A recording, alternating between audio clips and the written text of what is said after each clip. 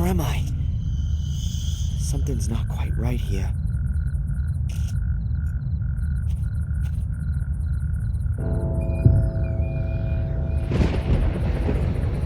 Huh? Mom? Darren? Darren, is that you? Mom, what the... but you're... You're not my son anymore. But I...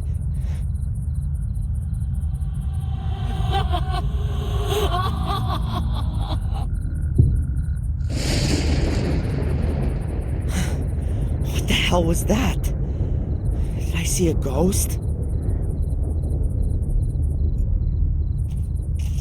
It says Fuller. What's Fuller's grave doing here? Ugh! You pussy. I'm gonna get you.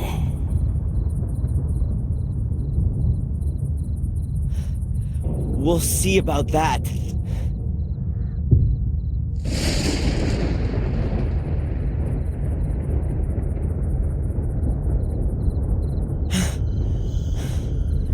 What the? I don't believe it.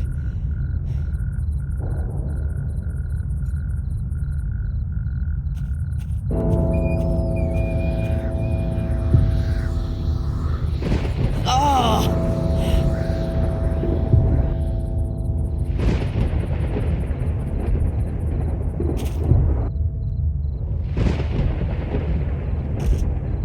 Ah!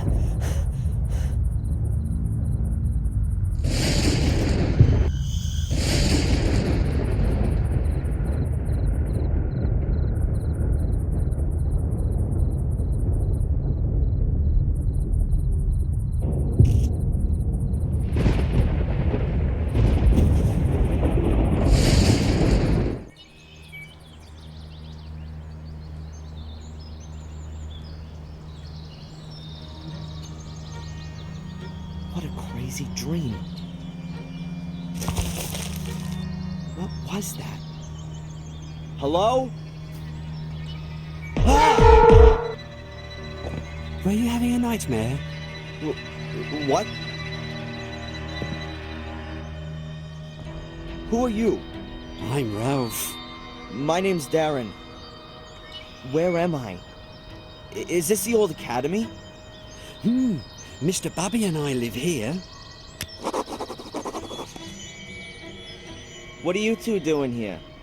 You and Mr. Bubby. We live here. You've already said. But, is there nowhere else you could live? No, the evil house where we used to live doesn't exist anymore, and we didn't want to go back there anyway. Could it be that you once lived in Sir Robert's sanatorium? And Mr. Bubby too. He protects me and tells me what I have to do. It's good to have a friend. And Mr. Bubby says that all the time too. Isn't it dangerous here? The ruins look like they're in danger of collapsing. Sometimes stones do fall down when it's stormy and there's thunder, or if the wind's blowing wildly. But then we always hide anyway. Mr. Bubby is scared of thunderstorms. Are there good hiding places here then? Maybe some hidden rooms or passages? We always hide ourselves here in our house. Nothing can happen to us here. Yeah, sure. Did you see the big fire at the lighthouse?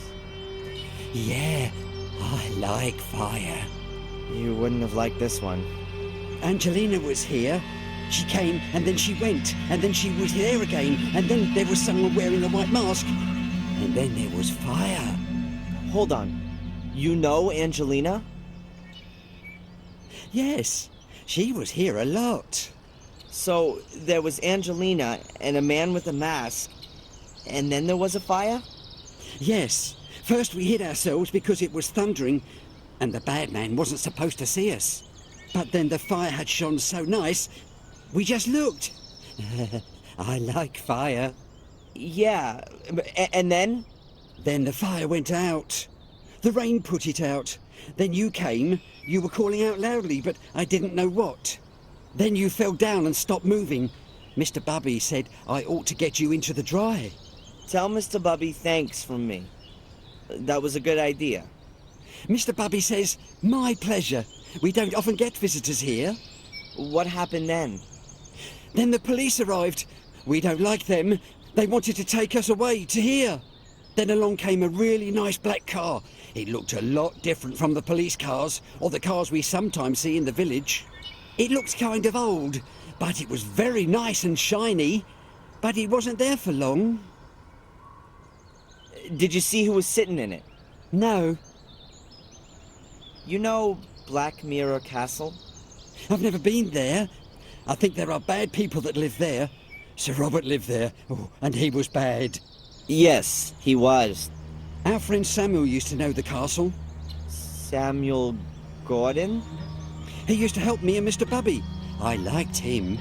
But then when they shut down Sir Robert's wicked house, they said that Samuel was a wicked person as well. I don't believe that. Sometimes you do things that are wrong, but you don't mean to be wicked. Wicked voices make you do it, said Mr. Bubby. I need to get going, Ralph. See you. This shed looks anything but livable. On the other hand, Ralph will be better off here than in a sanatorium. You can't begin to imagine what that crazy Robert had done with the inmates. Not exactly what you'd call a cozy home sweet home. The corrugated iron will keep the rain off, but it must get hellish cold in there, especially in winter. Oh, poor guy. A weird stone head. It looks rather like a troll.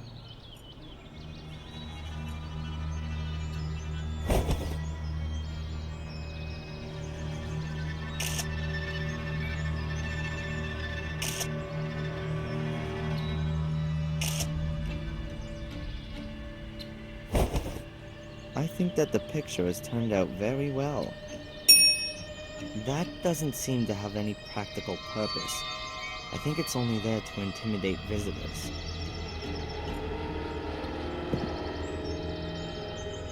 This must have been a grand hall. Maybe with a gallery. There's the remains of the first story. The staircase leads to nothing. It must have fallen down at some point. There seems to have been a door there. It leads further into the rooms.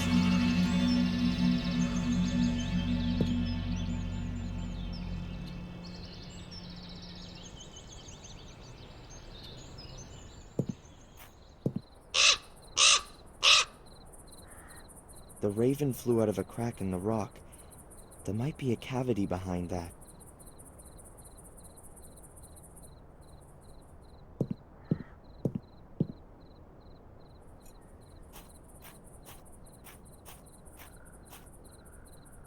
A solid stone slab. It looks like there could be a space behind it. But how can I shift this slab? It's gotta weigh a ton.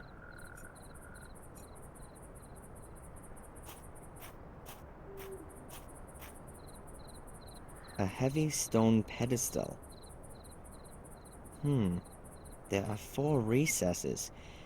I can see some remaining bits of black and white coloring in between. Like a chessboard. A stone pedestal with a chessboard. If this is supposed to be some kind of chessboard, then the pieces are conspicuous in their absence.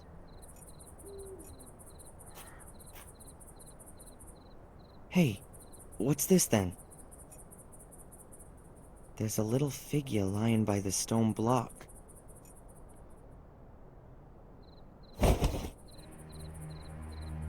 It's a little stone figure.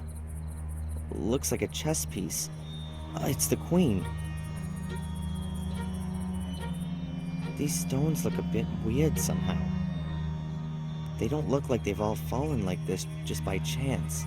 It looks like they've been stacked up.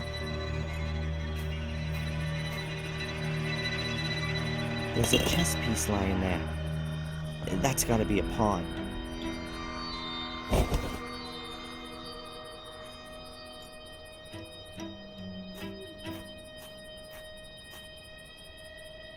still haven't got all the pieces together. The rest of this tumbled down academy is up the stairs.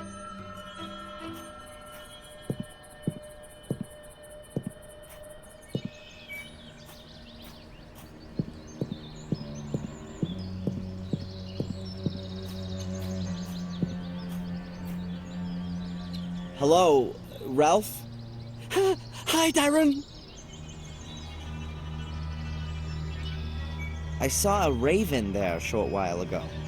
We don't like him. He's always screeching and flapping, and he steals things. He steals things. He once stole the lid off one of our cans. He likes shiny things. Me too. And it was our lid. Do you, by any chance, know anything about the chess pieces that are hidden somewhere around here? What are chess pieces?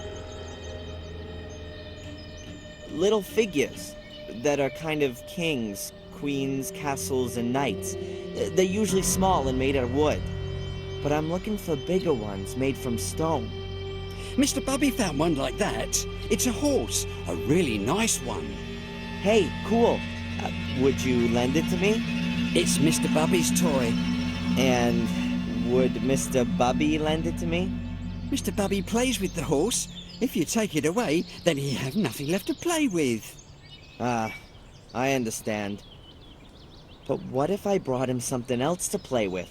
What does he like playing with? With horses? And, what else? Mr. Bubby likes music. Maybe you can get him something he can play music on. You can get him a piano. That could be a problem.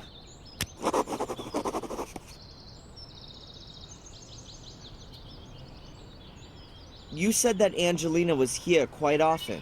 Yeah? When was the first time she was here? I don't know. Approximately. Around about... What do you reckon? 100 years ago? Huh. And what did she do here? She had a very careful look around at everything, and then she found our house. She said she was looking for something. A door that led under the ground. When she was here yesterday and disappeared for a short while, where was that? I don't know. Mr. Bubby wanted to make himself nice for her and didn't look. Mr. Bubby wanted to make himself nice for Angelina? I think Mr. Bubby was a bit in love with her, but he could never bring himself to tell her. And now, it's too late. Maybe he'll tell her next time, when she comes to visit us. You think she'll come and see us again soon? That's, I don't know, Ralph. Perhaps. I need to get going, Ralph. See you. There's a new day smiling at me out there. Mocking me. How, on a day like today, can a place look so peaceful?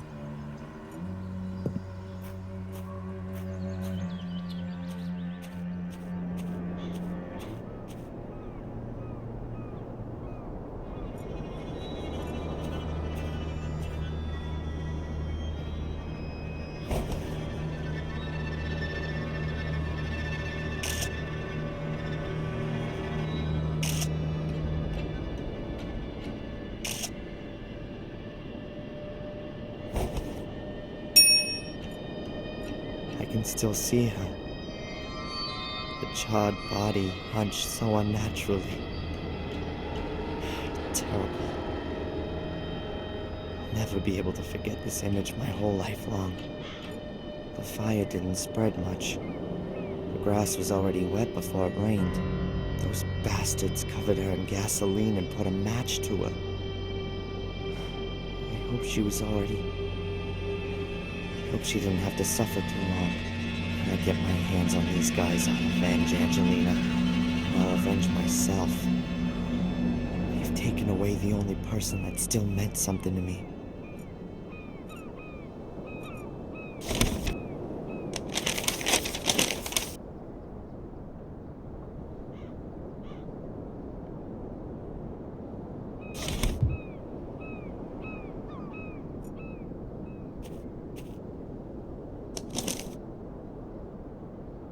A small smudged note. It says, "The king went north, the pawn went south, the queen..." I can hardly read the rest. "And the knight to the... something ST."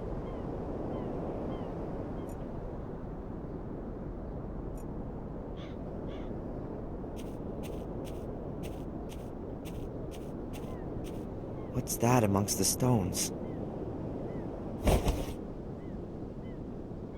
A chess piece. The king. I wonder who put the chess piece there. It can't have been sitting there between the stones long. It's not been weathered at all and looks brand new.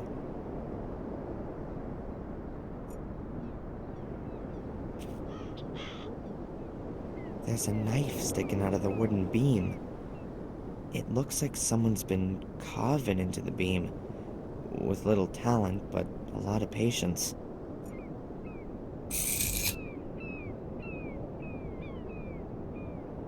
The knife isn't new anymore, and also not especially sharp. No good for carving, but you'd sure still be able to cut through something with it.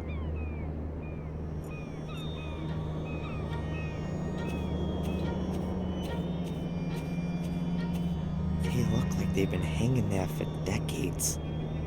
They sound eerie.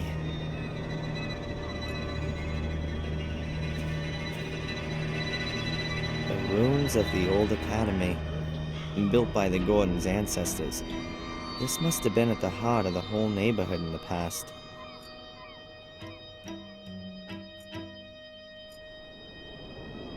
I want to find out what Angelina was looking for in the ruins first.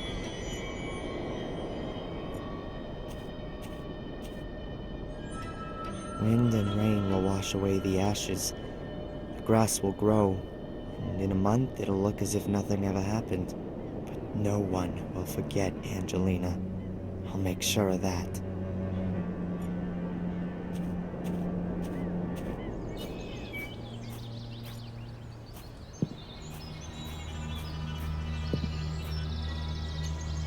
Hello, Ralph? Hi, Darren. About the horse figure. Have you got anything you can play music on? No, but perhaps... Mr. Bubby would like something that makes music. Okay. I need to get going, Ralph. See you. I'd just like to get a bit closer to Ralph. If only I knew what I could talk to him about. I think he's a bit weird.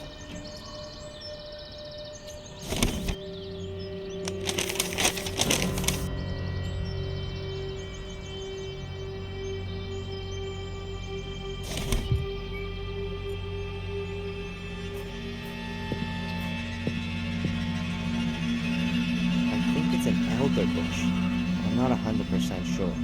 The branches are very long and straight, too. Very typical for them. It's pretty difficult to break off branches like these when the bush is full of sap. They have a thick, flexible bark and fibrous inner that you simply can't snap.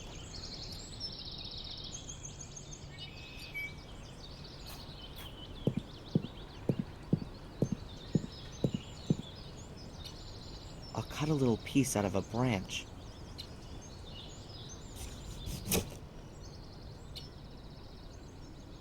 A small piece of wood from out of the elder bush. It's damp, and you can clearly recognize the thick bark and the light-colored wooden core. I saw that on TV once. If you hit the bark with a hard object, like with a knife, then the bark loosens itself from the wood. Then, with just a bit of pressure, you can push the piece of wood out of the bark. Just cut a slit in the bark here, push the piece of wood back in a little, and there you go. A whistle.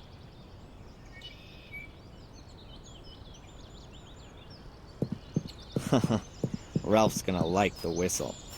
By pushing the piece of wood into the bark, you can even alter the pitch of the note.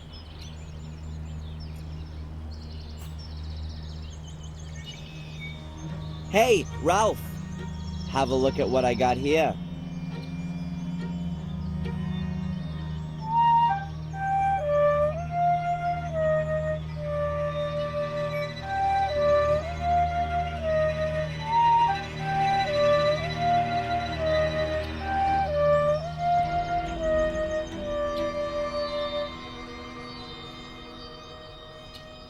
Wow! That's much better than a piano. And smaller, too. Now, can I just borrow the horse for a short while if I give you the whistle for it? Okay.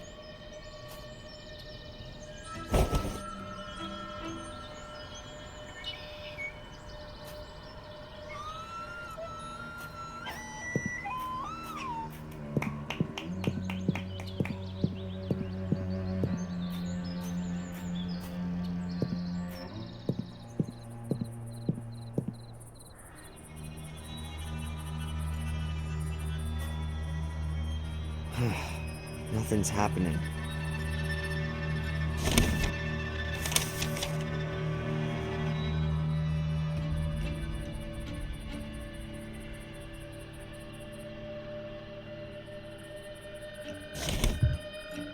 Okay, I've got all 4 pieces. I'll place them like it says in the note. The words on the note are partly smudged, but there is... The king went north, the pawn went south, the queen... I can hardly read the rest. And the knight to the... something ST. A stone chess piece. It's the king. I heard a quiet click. A small stone chess piece. That has to be the pawn. I heard a quiet click. A stone chess piece. It's the queen. I heard a quiet click. The knight. Mr. Bubby's favorite toy. I heard a quiet click.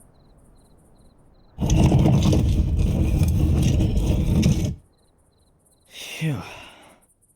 The right arrangement of the pieces has made the gate open. I'll just leave it there. When Mr. Bubby has had enough of his whistle and wants his horse back, then he can come and get it. A crafty mechanism opened the door. Whoever thought of that must have had something very important to hide.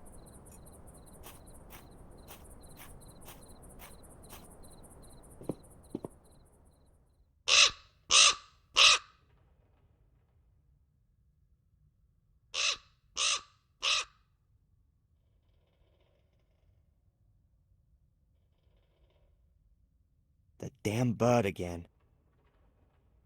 He's got his own private way into this room.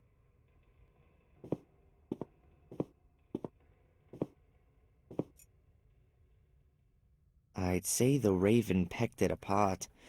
Maybe he was looking for something edible, or more sparkling things.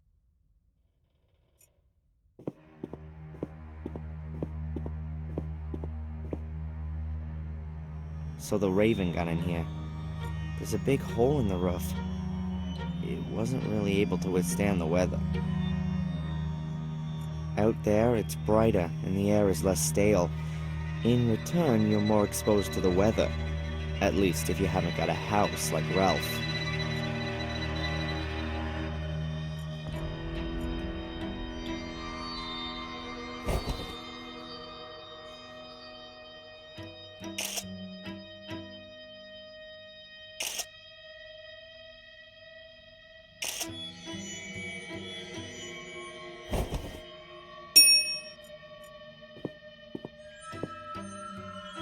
A stone plinth.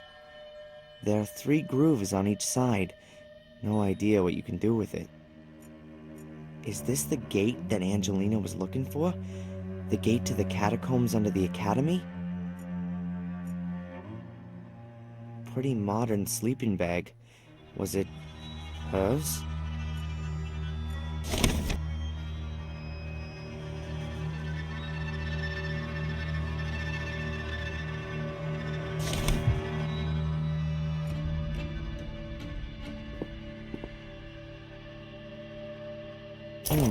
Some clothes. They really could have belonged to Angelina. In here, a little book. Is that... That's gotta be Angelina's diary. And here, There's a folded note in the book. But one thing at a time. What's she written on the last pages? Tuesday, I found him. He's called Darren Michaels, or rather, that's the name they have given him, if I'm right about my suspicions. He's very nice. I don't think he has the faintest idea about the whole thing. I wanted to speak to Mrs. Michaels, but nobody came to the door when I rang the bell. There seems to be a man following me. Even before my departure, I had the feeling of being watched. What does the man want from me? Evening. Mrs. Michaels has had a terrible accident. She's lying in hospital with severe head injuries. I wonder if she had already fallen when I rang the bell. Oh, God, I'm imagining all sorts of horrible things. Wednesday. I've been arrested for the murder of a man whom I barely know. I was led into a trap. A voice told me over the phone that they had information about Darren. When I arrived at the store, I discovered the body and was promptly arrested. I think my pursuer is behind this. Or am I being paranoid? Who can have an interest in finally ending all of this? Afternoon. Darren is so sweet the way he's really gone to town to help me. He's so ready to help. He's a bit of an oddball, but I like him a lot. Doesn't matter if he is who I think he is. I found a good friend. Or maybe more. Later. Reginald Boris. That's my pursuer's name. There's no doubt anymore. He's here to hinder my search, to stop what I'm doing. Who has sent him? Evening. It's him. I know it now. He brought a little casket with him on our first date. Inside there was a photo of his mother and the servant Bates. They were standing in front of the gate at Black Mirror Castle. I recognized it immediately. He simply has to be a Gordon. His mother had an affair, and after the fire, she went to the USA. But I don't have the guts to tell him. His mum's lying in the hospital, and he has enough to worry about. On the other hand, I've got to find out who my new adversaries are. What might happen if I were to take Darren back to Willow Creek, and in doing so, bring him into danger? I couldn't forgive myself for that. I'll go back on my own and start my own investigations into who our enemies are. I'll tell Darren everything at some point.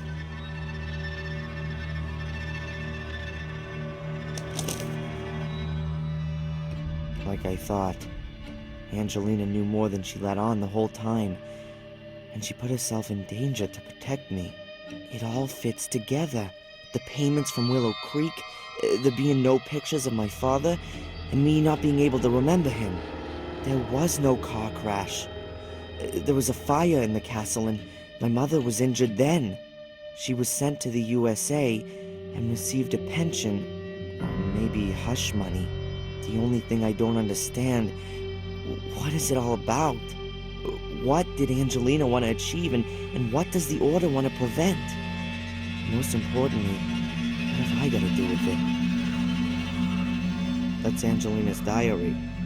She describes her time in Maine in it. The pages that follow have been torn out. Those are the pages I found in the hotel. There's nothing before all that.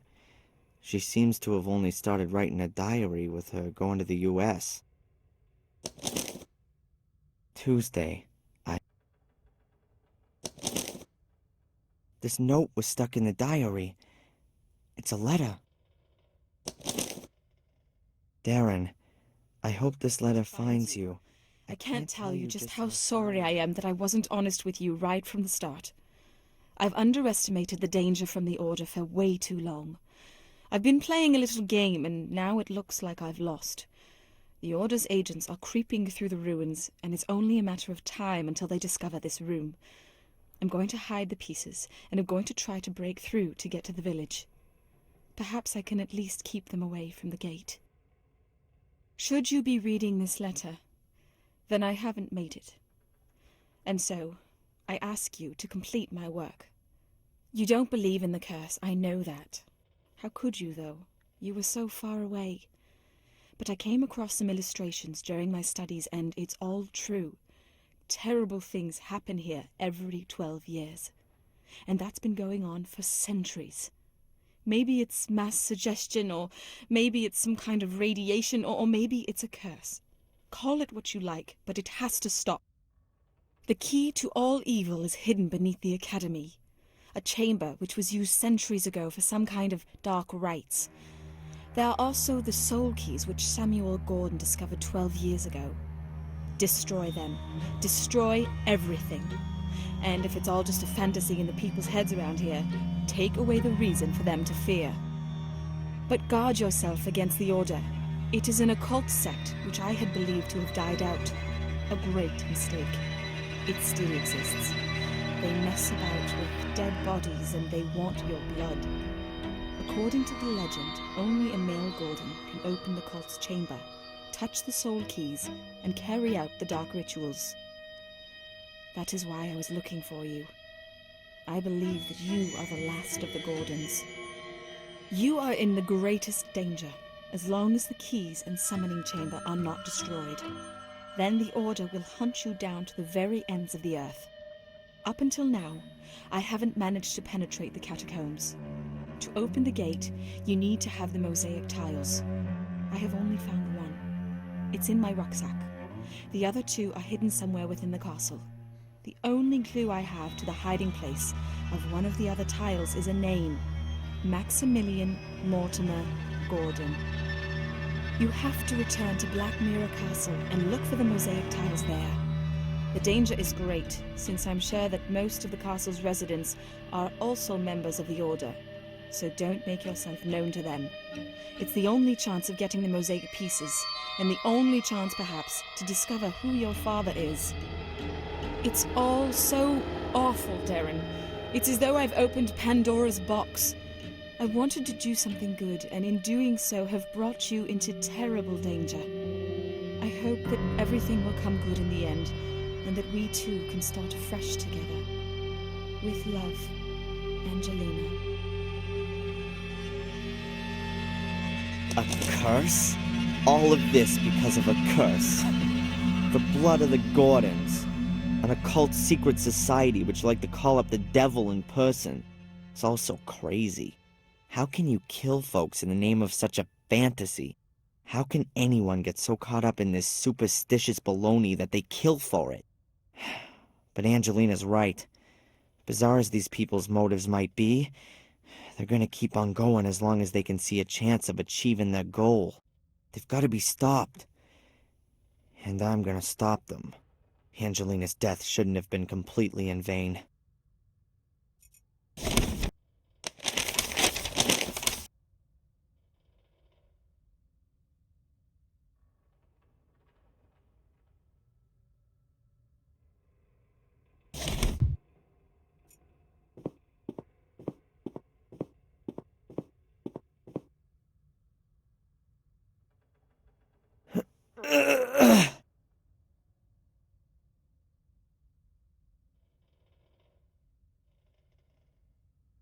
The gate won't move, and I can't see a latch or a keyhole.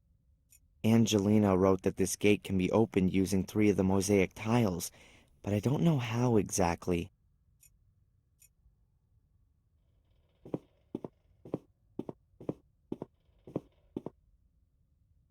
A stone plinth.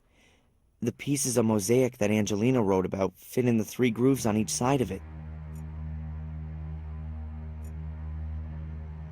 The piece of mosaic's not in the rucksack, and there's nothing else lying around here.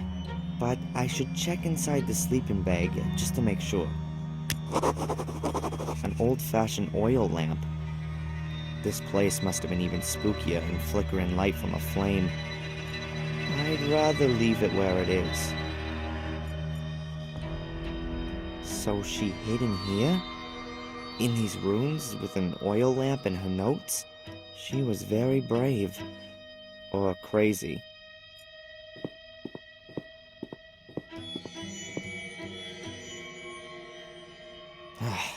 Nothing. No mosaic tiles. I think I know who's got it.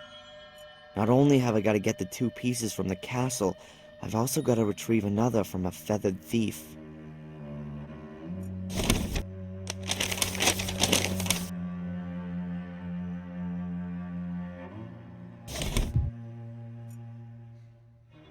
piece of mosaic's not in the rucksack, and there's nothing else lying around here. And the raven flew in the direction of the castle. Blackmere Castle. It'd be best if I walk and steer clear of the village and the roads.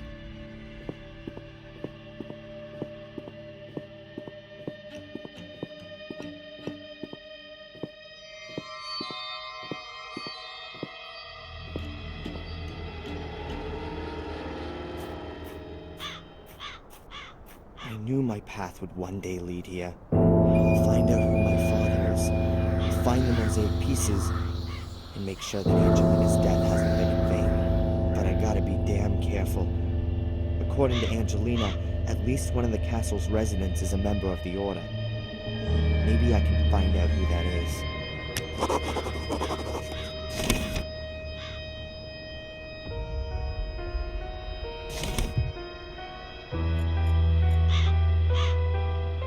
I wouldn't even have dreamed of standing in front of this gate a few days ago. It looks just like the photo. It almost looks like time stood still here. Castle looks real gloomy. The overgrown garden, the damp fog, and my current state of mind don't really help it seem any friendlier. The gate is bolted and made of solid iron. There's no way through there. The entire estate is probably enclosed by this fence. The aristocrats in this country don't really foster an open-door culture.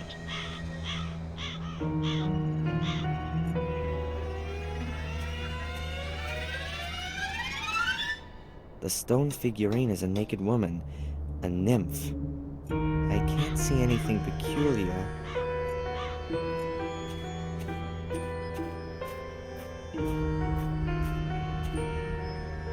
The two stone figures look almost identical. I can't see anything that could be of interest.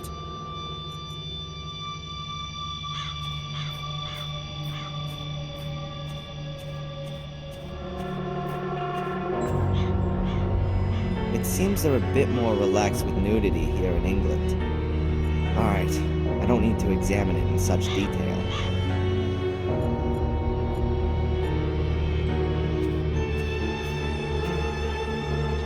A really old letterbox. Not pretty, but rare. The lock on the letterbox seems to be damaged. Empty. An electric doorbell? I was expecting an old bell.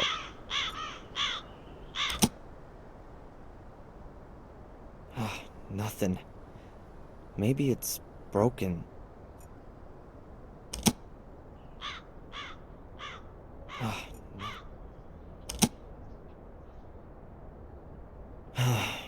Still nothing.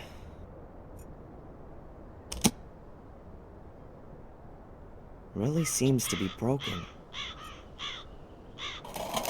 Oops. Now it's broken.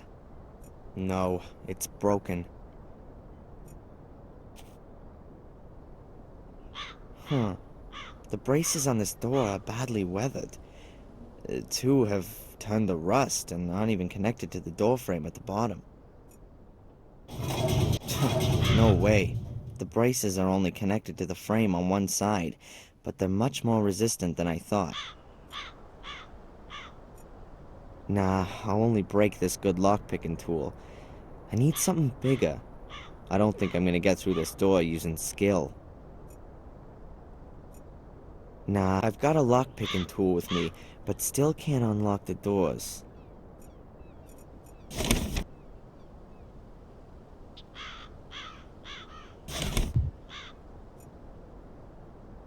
There's a really thick branch lying in the undergrowth. Looks solid.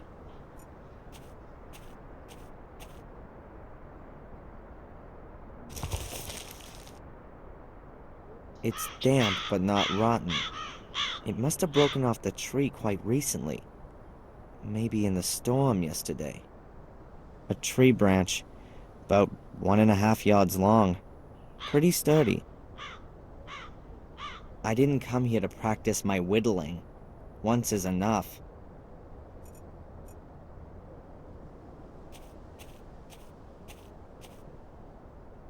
Using this branch as a lever should work.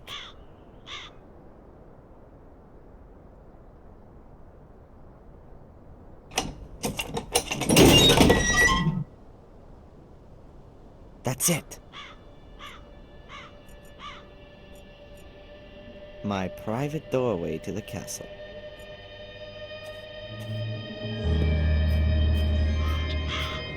Hey! How did you get in here? The gate was open. Really? I'll wring that brat's neck. I've told her 100 times that the gate must always stay closed if we don't want yobbos snooping around the grounds. If you're referring to me, I'm not a yobo. I'm a policeman. Oh, you don't say. Then you're sure to have ID. Can I help you, sir? I've told Mr. Lewis, good sir. To you, it's just Lewis. You'll take care of this bit. Wonderful. You will have to excuse our gardener, sir. How can I help you? My name is Falk. I'm investigating a murder that occurred at the lighthouse last night. I heard about that. Terrible. But tell me, your accent. I'm part of an exchange program. The United States, Canada, and Great Britain exchange detectives to learn about the various investigative methods. Sherlock Holmes meets Dick Tracy, you might say. If the government deems it necessary, what about Inspector Collier? Shouldn't he be accompanying you? He's, sick today. I see. He is getting on a bit. How can I help you? Phew. This is an amazing property. Indeed. It's a place steeped in history. Unfortunately, all that history often had plenty to do with blood, death, and misfortune, from what I've heard. The Gordon family was often put to the test. That's true.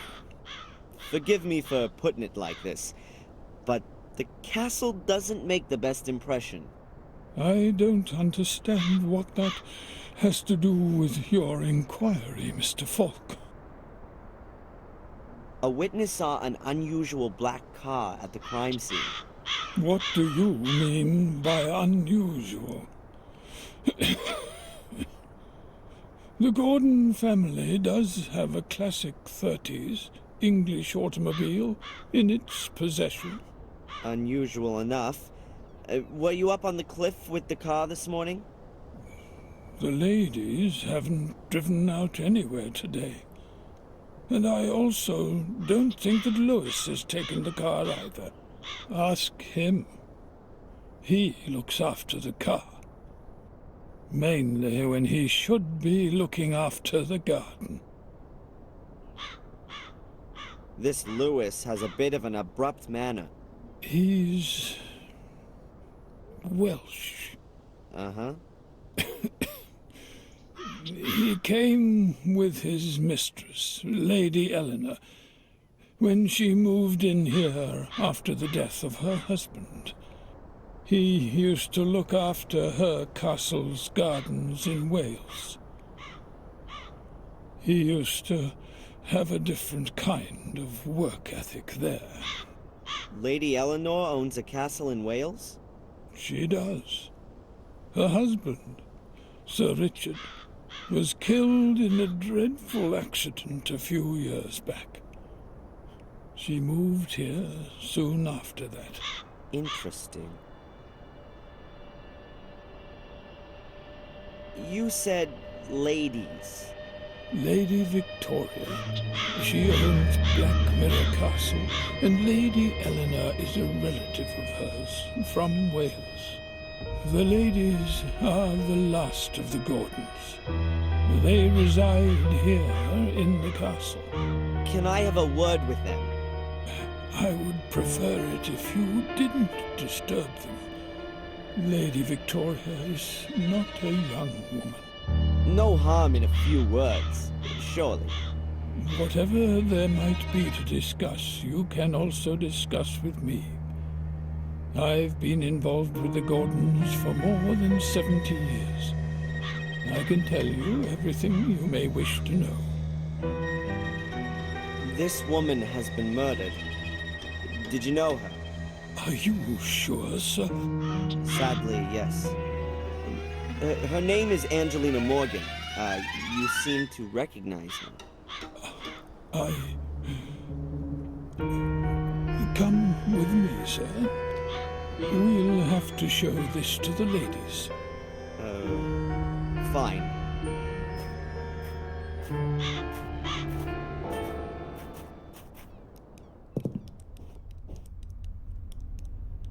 One moment, please, sir.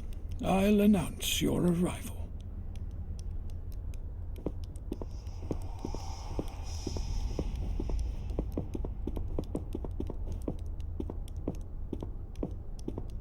What was that in the mirror?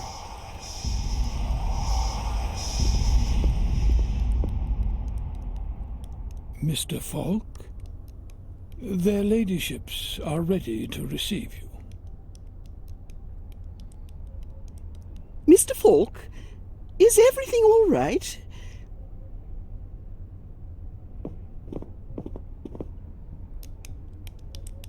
Yes, thank you. I didn't sleep well. Lady Victoria? Lady Eleanor. My name is Inspector Falk. I'm investigating a murder case. Bates said you had a photograph of the victim. That's right. Do you know her? What's her name? Angelina Morgan. I don't know her. If that's everything. I do have a few more questions. It's all right, Bates. Of course, we will be glad to cooperate with the police. Drive to the village and do the job I asked you to do. I'm sure the inspector will keep us company. Very well, Mom. So, how can we help you? Your butler Bates seems to be looking after you.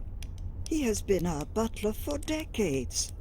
He is something like the decent soul of this house.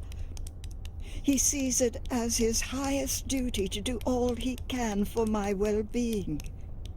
Also, even if he neglects his own welfare. Is he ill? Yes, I fear he is. We've often suggested that he sit with us and enjoy some peace and quiet for a while, but he always strictly denies that he can no longer fulfill his obligations. We've recently taken on domestic help to at least help him out a little. You seem to be extremely keen to see the picture of the dead woman, and Bates had a noticeable reaction when I showed him the picture. You are sure that you don't know this young lady? Quite sure. Only we are concerned. The murder took place quite close to here. Not the first. Sadly, you're quite right. It's now. It's 12 years ago, you understand? So many years. And now there's another murder. Tell me about the series of murders 12 years ago. No. It doesn't have a thing to do with this crime.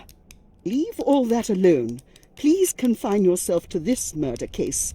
This is quite bad enough already. May I look around the castle? I'd very much like to talk to Lewis one more time. Of course. We have nothing to hide. Stay as long as you like. Only please keep away from the private rooms. That goes without saying, ma'am.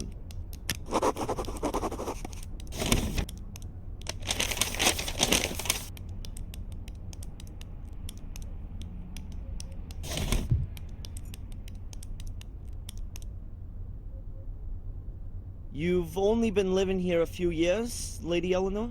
That's right. I didn't want to live alone in a big house after my husband died. So you moved in with your relatives in Willow Creek and brought Lewis with you. Lewis was our gardener in Wales. He is sometimes a bit difficult, but I didn't have the heart to lay him off. I offered him to come with me and look after the garden here. Which he doesn't seem to do. Well, he didn't cope very well with having to leave his garden and his home in Wales. Lewis is here of his own free will. I don't understand why he doesn't give this new life a go. You are young, Mr. Falk. You don't know what it's like having to leave your home behind you. Lewis's roots are in Wales. A tree withers without roots. Why doesn't he go back then? I've suggested it to him. I promised him a small amount of money to start him off. First I thought he would do it, but then he stayed after all. Strange. He's a complicated man. He's been working for me for over 20 years, but I still don't have the feeling that I actually know him. I think he blames me for his unhappiness. He only ever speaks to me if it can't be avoided, and I can see that hate in his eyes. Tell me about your estate in Wales. It's a lovely castle. Not as big or old as this one. I haven't been back since we left. I'm afraid it's probably in a terrible condition. And the marsh has probably spread even further. It's terrible. I couldn't stomach seeing our home like that. We had many happy years there. When did your husband die? A few years ago, Sir Richard, my husband, was a scientist. He did his experiments in a summer house. I used to joke that he would blow himself up one day. I didn't really believe that that's exactly what would happen. I'm willing to bet that I was imprisoned in Lady Eleanor's castle. It all fits together perfectly, and the phone call would suggest that it wasn't chosen at random. Did she make her old estate available for the Order to use? What kind of research was Sir Richard doing? He had very diverse interests. After the tragedy 12 years ago, he was mainly concerned with, well, with blood. With blood? He was convinced that the Gordons' blood must somehow be different from that of other people. I think he was looking for a scientific explanation for all of the misery that has accompanied the family for hundreds of years. A curse in a test tube. Insanity is hereditary, as you may know. Why not misfortune? Or the misfortune is only the result of the hallucinations. That explains what Angelina was looking for in Wales. She was hoping that Richard had found out something interesting before he died. I'm going to have another look around. Goodbye, Lady Eleanor. It's nice to see another face in this house. Lady Eleanor is a few years younger than Lady Victoria, but she must still be around 80. Her husband and Lady Victoria's husband were brothers, if I'm not mistaken, so the ladies aren't blood relatives. Lady Victoria looks very old and weak. There's sorrow written all over her face.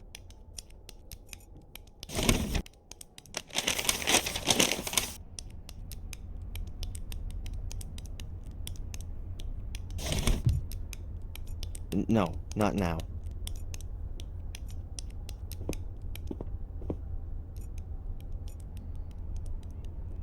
No.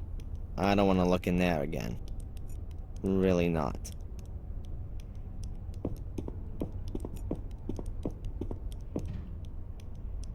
Why are there only candles burning here?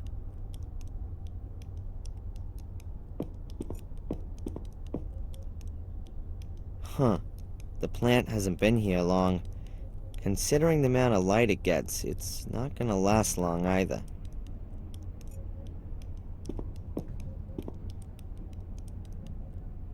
I'd say something like a knight or a nobleman. And judging by his clothing, he must have been around 100 years ago. He seems somehow familiar. Probably an ancestor of the Gordons.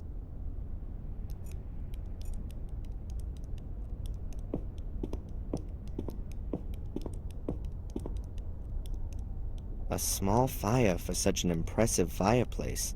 The old ladies here seem to be a lot tougher than back in the States. Over there, it'd be at least 82 degrees in every room. Jeez. Now that's a friendly-looking face. That's how I imagine a bloodthirsty Russian czar would look like. Wild eyes, evil glare, and expensive clothes. I'm quite sure that he didn't earn the bling on his fingers and round his neck through hard work.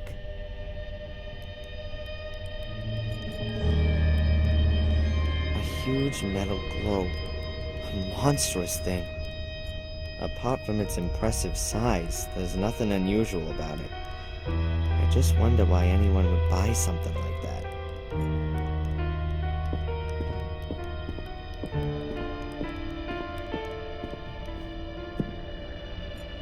The globe is right in the middle of the castle's entrance hall.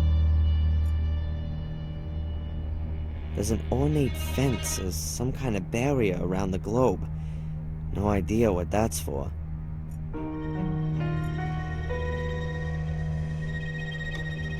There's some letters engraved in the stone plate on the globe's pedestal. There are names. A whole series of them. Wait a minute. The first name is Maximilian Mortimer Gordon. That's the name from Angelina's notes. Does that mean...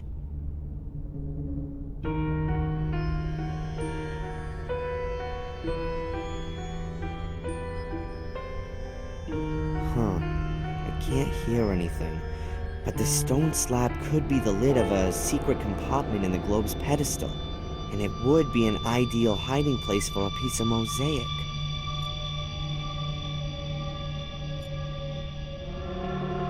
The knife would bend before moving the slab an inch.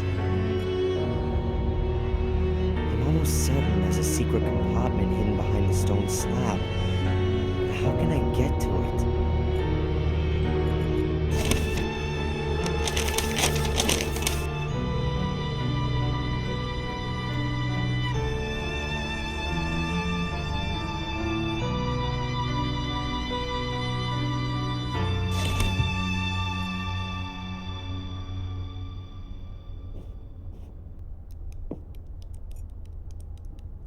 A large double-winged door.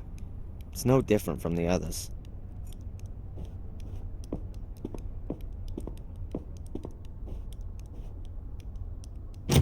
It's locked. Inspector, you have no reason to be here. This door is to remain closed. Certainly, madam. Please forgive me. Why is she making such a big deal about this door?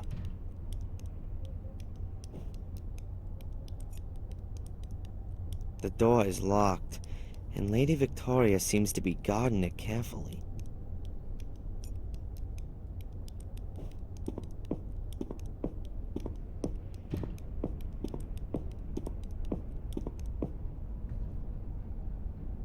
What's behind the closed door over there? There was a terrible fire here 24 years ago. Samuel's wife, Catherine, lost her life. That wing has been closed off since then. Too many memories, I think. Did the fire start on the ground floor? No, on the first floor. The ground floor was mostly spared, as far as I know. But even the rooms below those destroyed in the fire remain closed. Bates and Victoria make sure that no one goes into them. I see. Was anyone else injured or killed? One of the cooks was injured, as far as I know. She wanted to help and was badly burned. I'm going to have another look around. Goodbye, Lady Eleanor.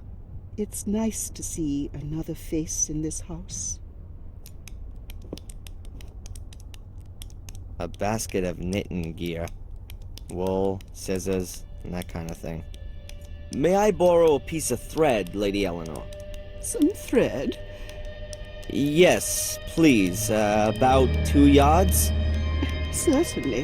Help yourself. Thanks. Good. Thread is always useful. I took some of the tear-proof stuff. I don't see what old ladies get out of knitting. Perhaps it just helps them kill time.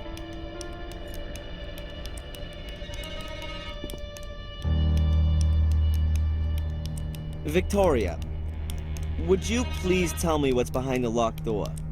Only an unused wing of the house. Could I have a quick look in there? No, unfortunately not. The wing is in danger of collapsing, and that's why it's closed off. For your own sake, keep well away from that wing. Absolutely. I'll go and take a bit of a look around. Of course.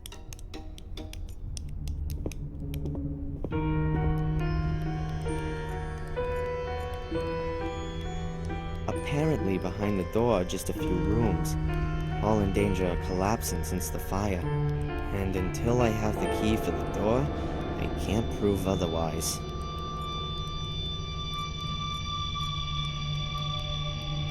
Another door, another corridor, another room. I wonder how many rooms there are in this castle.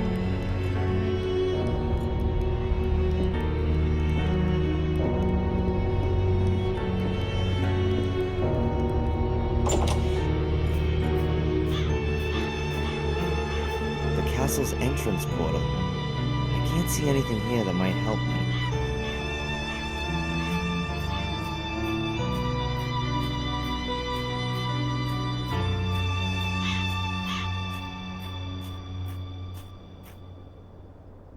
That way leads deeper into the garden. It's all overgrown and fallen apart. I'd be better off staying away. The castle gate is over there, with an unkept gravel path leading up to it. There's nothing else to see. I don't think I'm gonna find anything in this wilderness. I'd be better off concentrating on the castle.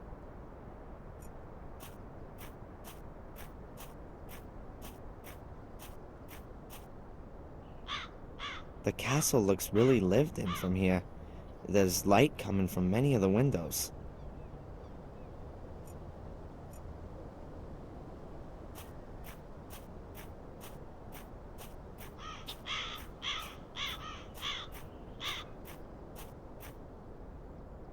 The view would be great from up there. The tower seems to have windows on every side. Perhaps it used to be a defense tower and was later converted. Maybe it just looked like that from the beginning.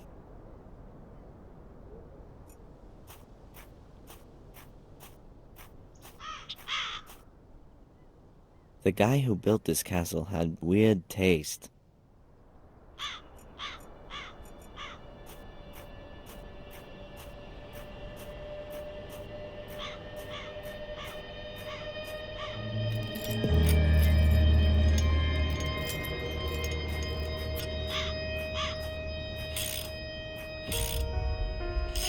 An ancient well. I can't imagine that it's still in use. Even this place must have a normal water supply by now. There used to be some sort of device hanging on this frame, which brought the water to the surface. There's nothing about the well that interests me, and hopefully nothing in the well either.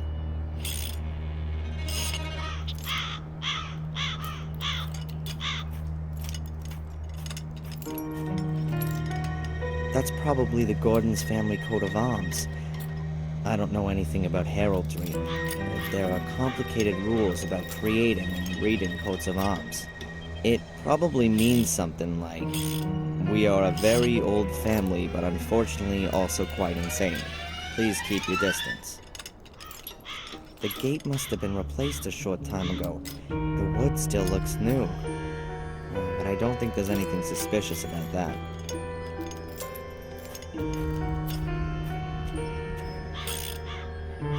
An old wooden staircase. Probably leads to the stableman's room. I don't want to go up there. Doesn't look very sturdy. Apparently, these things are to blame for the English still driving on the left. If you were to guide your horse with your right hand, you'd run the risk of being squashed between the wagons. Judging by its condition, the car was probably in use up until a few years ago, but it's been standing there for some time now.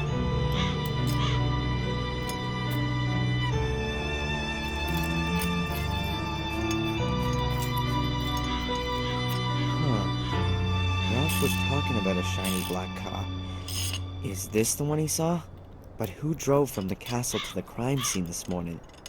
And what were they doing there?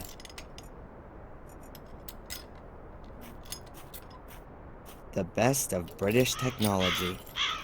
At least it used to be.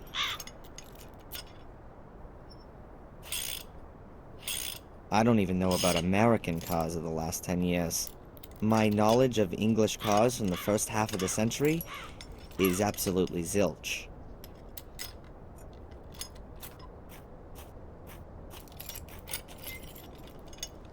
Hey, Lewis.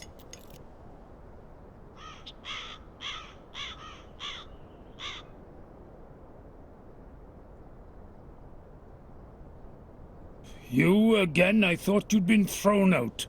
Lady Victoria gave me permission to have a look around the castle and the gardens. How nice of her. What do you want? That's a nice car. Certainly is. The only decent surprise here. I discovered it behind the stables, built it back up from scratch. My father used to work on a car like this, and he taught me quite a bit. Do you sometimes take it out for a spin? To the coast, for example? I drive the ladies. They used to still have bloody horses in the stable, but looking after them was too much effort for the old folks. Now, this is the only pair of wheels. But the ladies don't leave the house much at all. Bates usually walks to the village. He says it's good for his health. But every time it takes a bit longer. You weren't at the coast with the car this morning. No. Bates seems to be very tired. He's terminally ill. The doctors say it's a miracle he's still alive. But let me tell you, Bates will kick the bucket on the very same day that Lady Victoria dies. Like a dog that follows its master. I think he just finds it unfitting to die before his mistress. He says he's worked for the Gordons for more than 70 years and that he knows all their secrets. I'd believe that at the drop of a hat. No one knows the castle and garden better than him. But when it gets to his own bonce, he's getting forgetful. The loyal soul. That's why they've given him Sally, I think. Lewis, do you believe in ghosts? Some tourists claim they've seen some here. Oh, there you're the reputed ghost. They besieged us for weeks on end after Murray planted that rumour. A whole pack of them completely trashed the garden. What can you tell me about the castle? Nothing. A big, ugly building. With an overgrown garden. What have I got to do with that? Aren't you the gardener? My garden's a few hundred miles west of here. In Wales. That's right. So you just do the bare minimum here, if at all. The garden's too big for one man alone, and what's the point in looking after it? This whole place is doomed. House is falling apart. The lady won't live for much longer, and Bates is as good as dead. You're hoping that Lady Eleanor will return to Wales when Lady Victoria dies? Perhaps. What can you tell me about Lady Eleanor? If you want to know something about Lady Eleanor, then you better ask Lady Eleanor. She's her own favourite subject. You mean she's egotistical? She threw everything away and fled here in a mad rush after Sir Richard died. Who does such a thing? The castle and the garden in Wales reminded her of her dead husband. And she should have thought of the family history.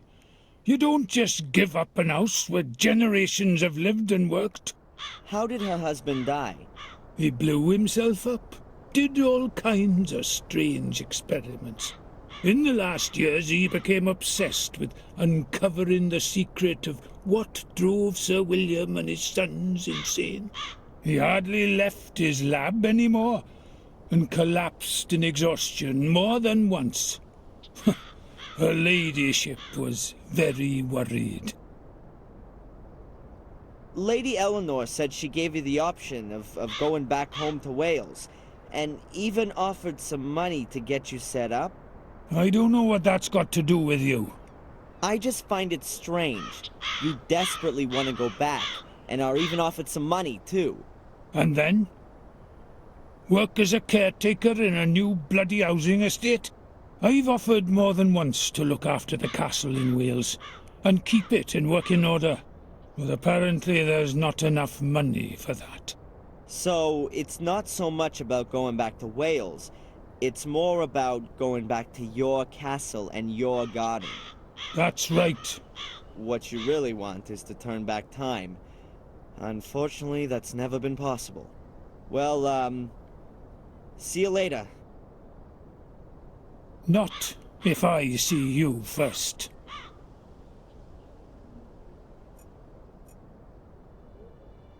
Who have we got here? Huh. This thieving magpie in a raven suit has something I need.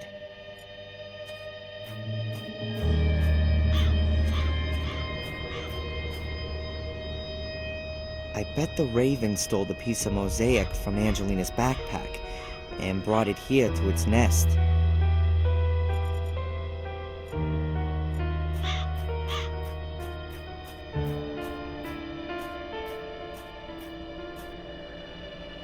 Lewis toolbox. Various wrenches, a cloth, a hammer, pliers, all the things you need. He's devotedly working on his car. It seems to mean more to him than the garden. I think I'll take the big hammer. I could also use it as a weapon if I need to, which might be the case in this place.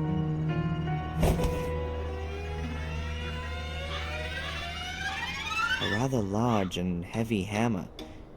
It's not here for banging nails into walls. This is for knocking stuff down. I'm not gonna throw a hammer at it. I don't need any more. If I do, then I know where I can find it. An old wooden ladder. It seems to have been used a lot, and the rungs are really worn and smooth.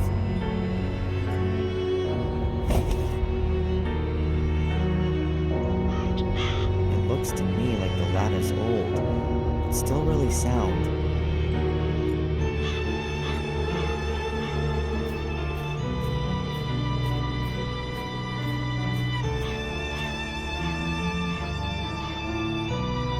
Doesn't like that at all. I gotta be careful. Ravens have got hard beaks that are as sharp as knives. They can really make a mess of you.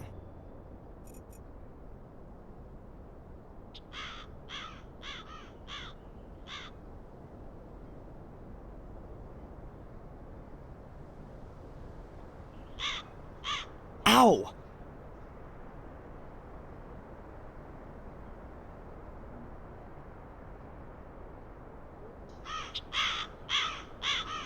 The critter starts pecking at my fingers as soon as I get near the nest. As long as the bird's in the nest, I've got no chance.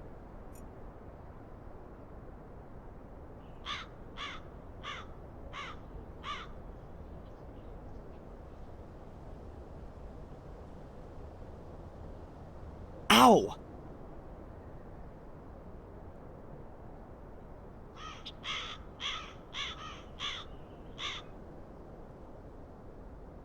The critter, as long as the bird's in the net.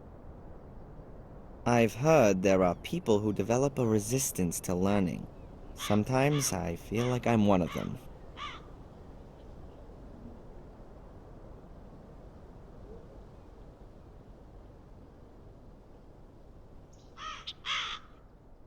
Ow!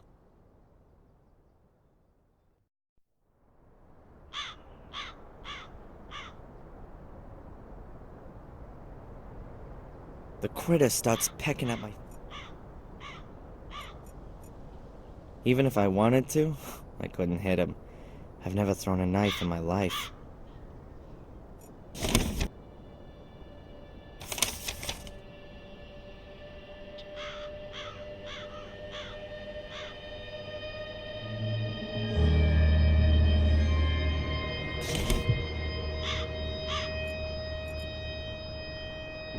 The back door leads into the house. Perhaps a kind of tradesman's entrance.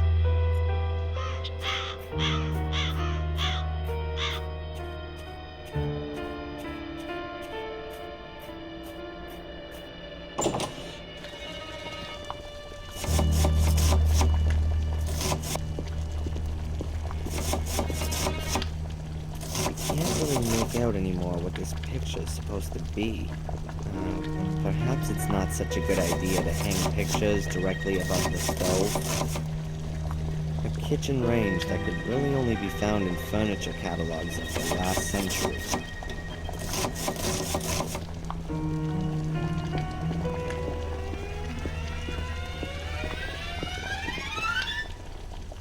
An empty vase. It looks old, like everything here.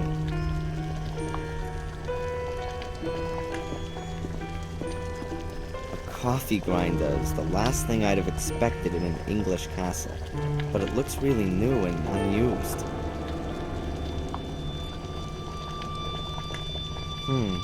That's for hanging up meat.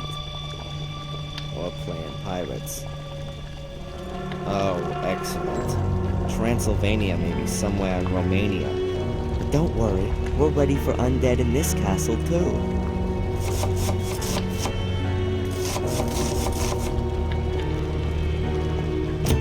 The door is bolted. It might lead to a storeroom or a cellar.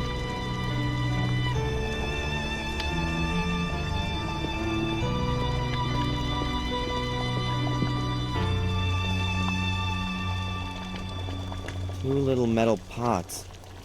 Judging by the layer of dust, they're no longer used. Well, the dishes are well looked after, but you can't hide their age. They're becoming faded. There ain't many dishes for such a big household, but they're probably only used by the ladies.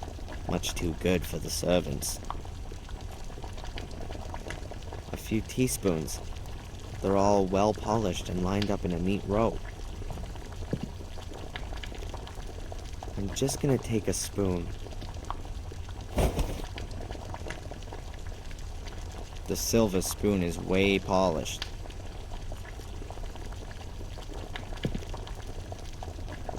No.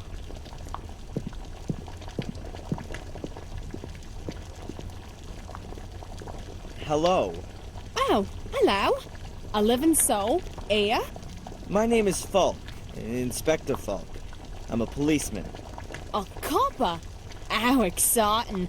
I'm Sally. You and Bates look after everything here? Well, looking after. Bates does most of that. He lets me do all the dirty work. Cleaning, cooking, and all that sort of thing. Isn't that your job?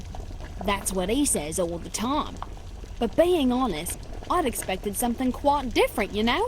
I mean, a castle with such knobs living in it. You'd expect the odd soiree every now and again. Or, cute prince. Well, Charles is off the market now. But anyone under 80 would do this place a world of good. Sometimes it really does seem like a grave here. Do you know this woman?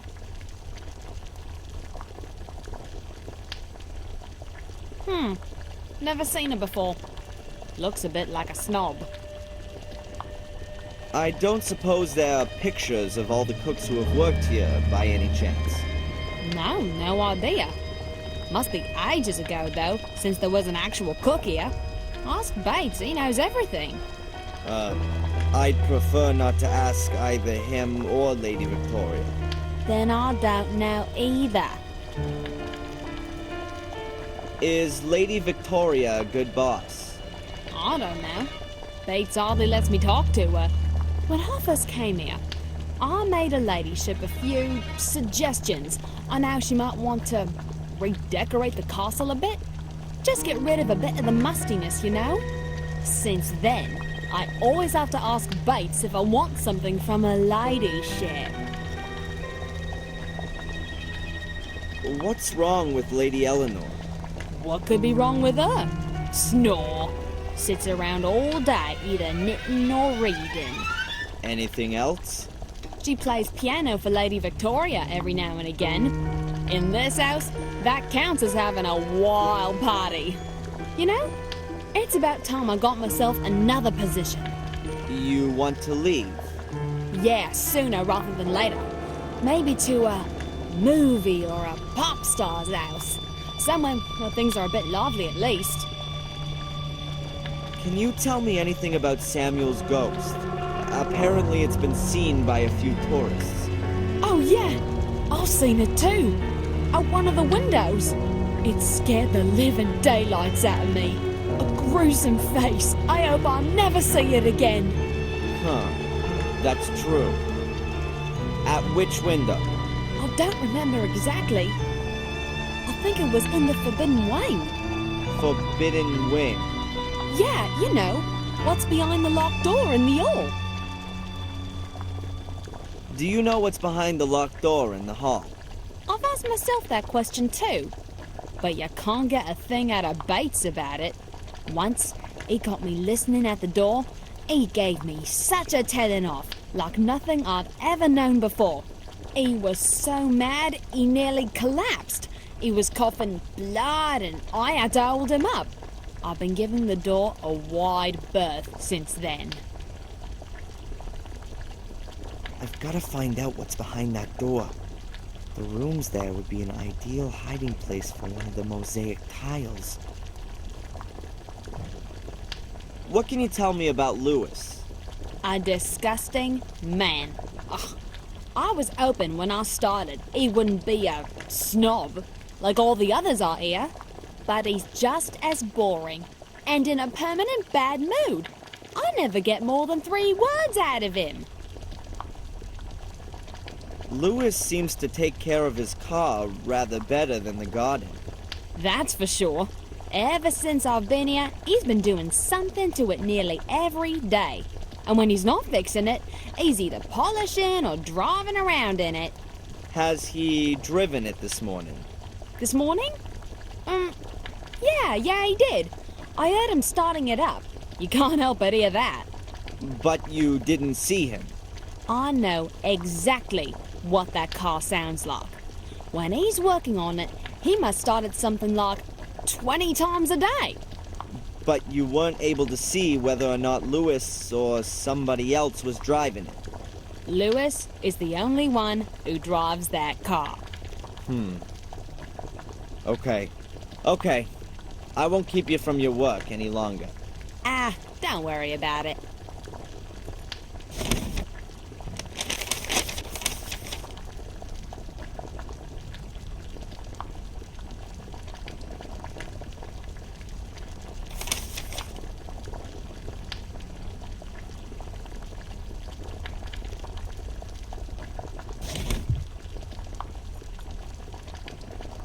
A pair of old rubber boots. They're as clean as when they were made, though. Perhaps they belong to Lewis.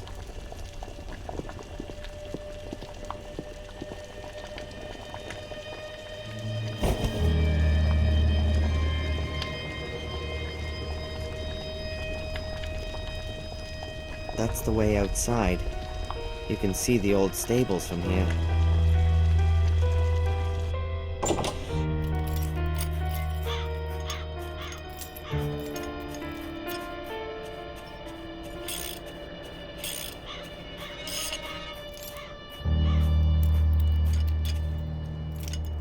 Hey, Lewis.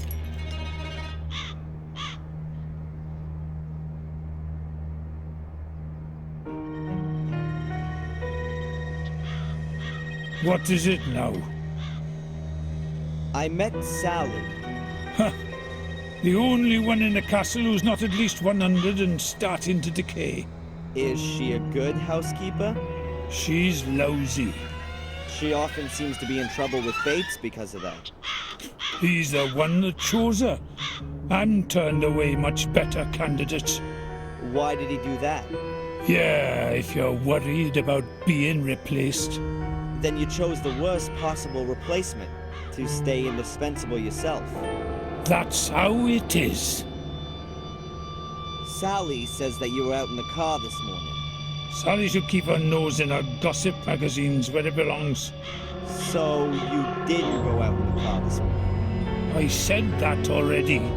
I don't believe him. Which of the old folks could have driven the car without Lewis noticing? Well, see you later.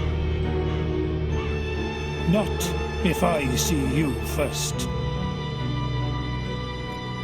I'd rather leave him to his work. A bird's nest, and its owner is a criminal raven.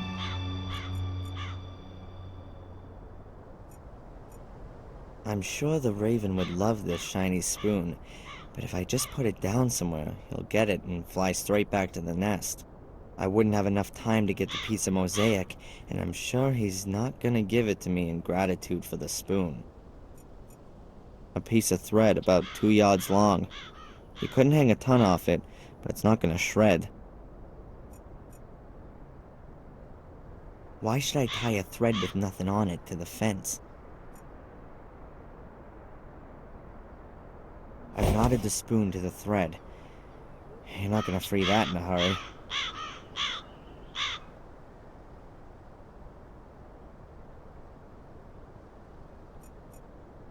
Let's try it.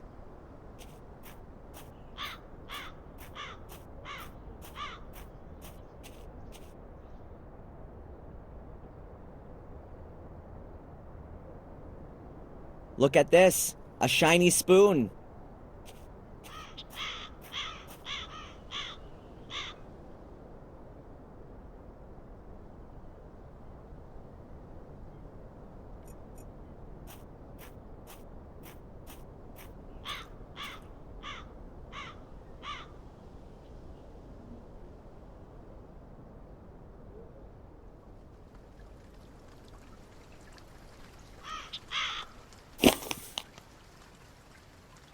Excellent. Angelina's mosaic piece. A piece of mosaic for a spoon. A good deal for me. It reminds me of the leaded glass in church windows. Different colored pieces of glass bound with thin metal strips. According to Angelina, all 3 pieces together will open the access to the catacombs under the old academy. I've got what I want. I'm not going near that critter again. The floor here is rain-sodden and very muddy. The rubber boots were standing in the kitchen. They look pretty clean. They've probably just been cleaned.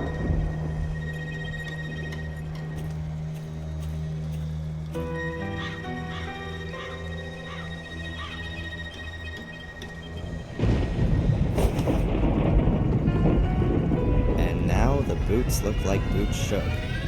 Dirty. It all seems run down and sad.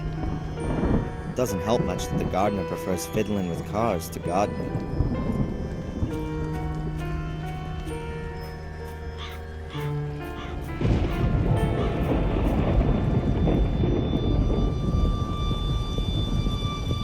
Here you can see the black car, Lewis, and beyond the whole load of English countryside.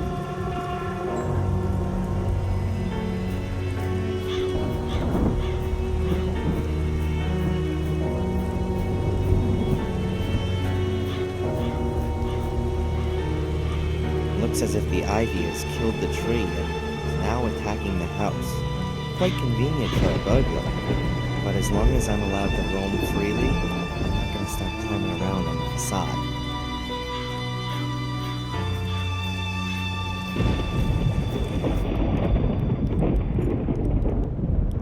The door is open, but it's not unpleasantly cold in the hall. The fire is keeping the place warm.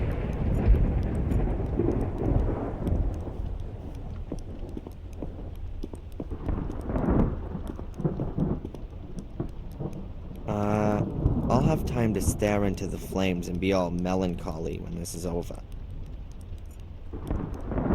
The chair looks inviting, but it's too early to have a rest.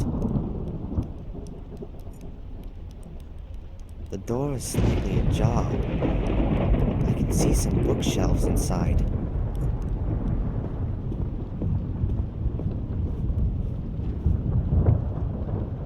Lady Victoria's on the phone. Let's see. I don't know if it's him. Don't we have a photograph? Young man, it's not befitting, even for a policeman, to eavesdrop behind closed doors. I didn't mean to. Pardon me. Were they talking about me? But why should Lady Victoria, of all people, cooperate with the Order?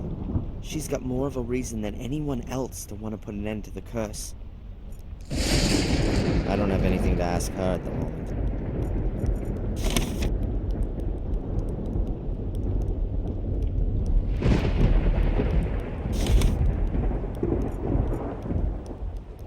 Oh, I don't want to disturb Lady Victoria's phone call. The hall is arranged like a gallery. The stairs lead up to the gallery and the rooms on the first floor.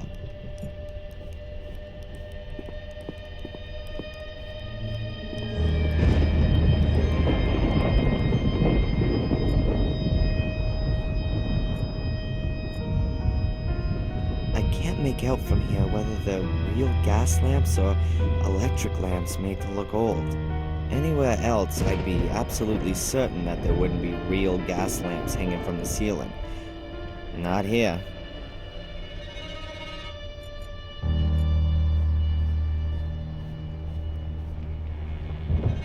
An antique vase or carafe. I'll leave that where it is.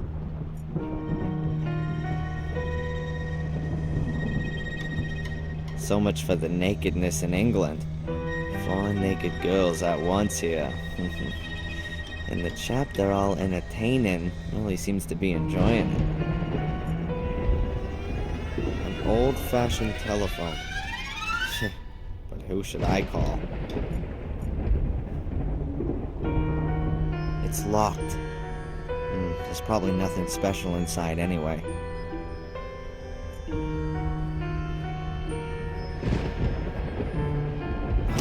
The door is locked. The door leads to the bathroom.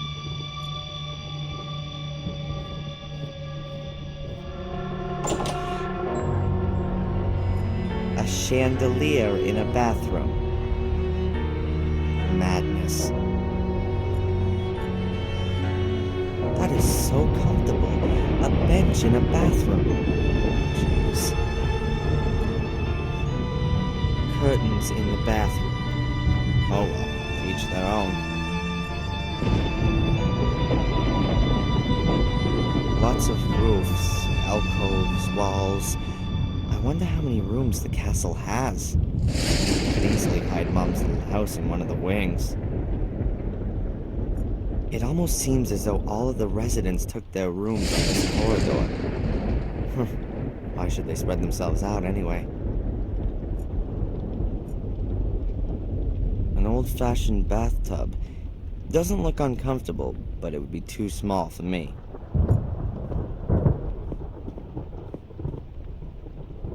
A lion's head. I think the lion was a symbol of immortality in ancient times. What's that got to do with a bathtub? A tap, like any other you might have found in this country 50 years ago.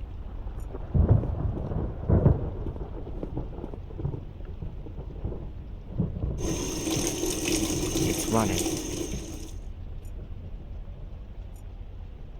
I can't see anything unusual, apart from the fact that the plug is missing. That might make it difficult to have a bath. What an effort it must take to keep this old tiled floor so clean. I can imagine Bates checking twice a day to see if any dirt accumulates in the nooks and crannies in the meantime. It would be better if I didn't make a mess of the floor. I have no reason to, and Bates would be really pissed if he caught me. I just made them dirty myself.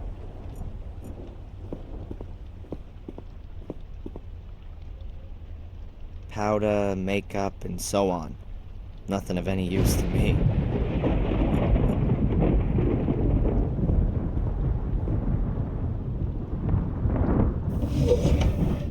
A pile of towels. Small ones, big ones, nothing but towels. I wonder what was going on with that mirror down there in the hall. I really thought I saw Samuel Gordon. I'll probably collapse of exhaustion when this is all over.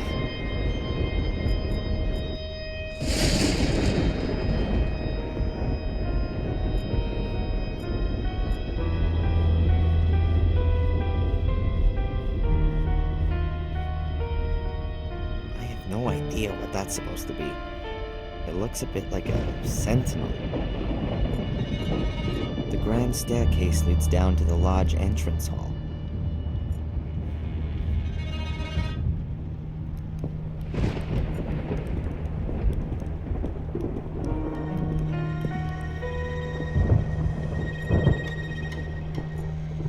I don't think the ladies would be that happy if I were to use a hammer on the stone slab.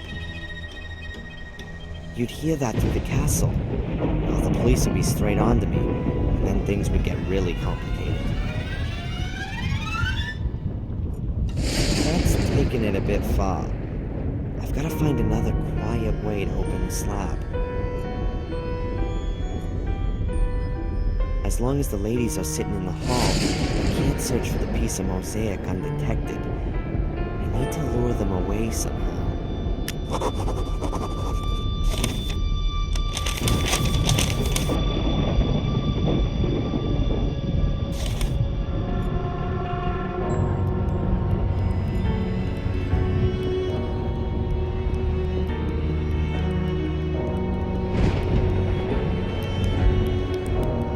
Your domestic help, this Sally.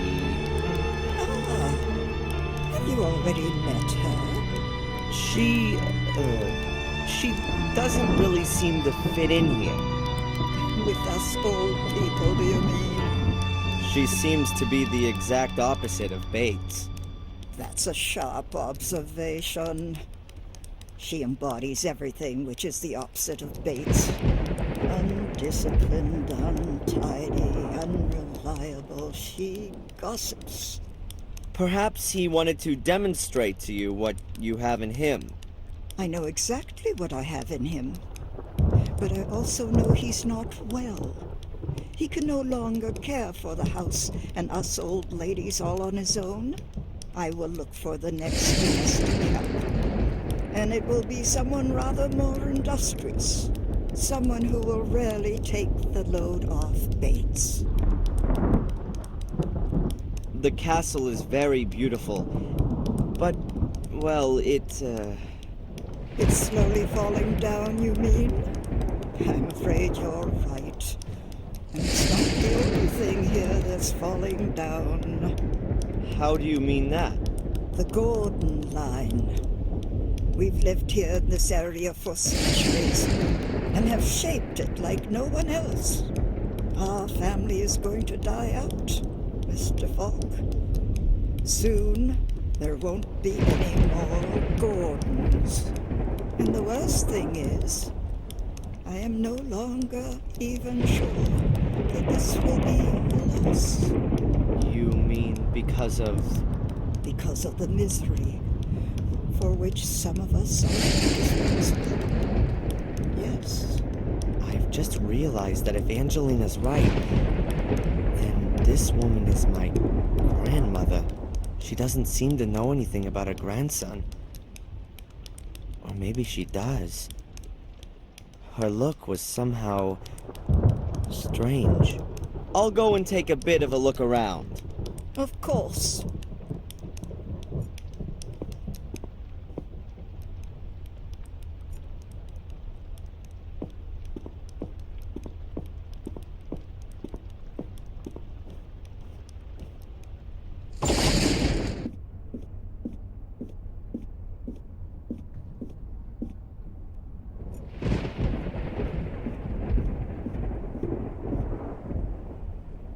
At its peak, the British Empire encompassed around a quarter of the entire landmass of the planet, and around a third of its population. The globe is from this period. The ladies probably approve more of this division of the world than the real one.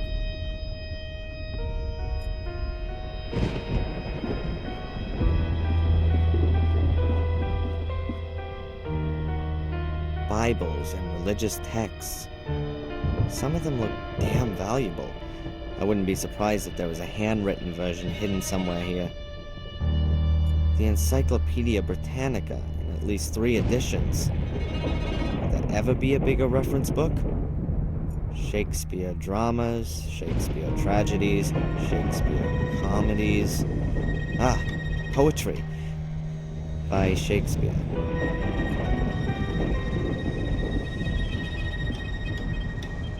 Stories, adventures, and fairy tales.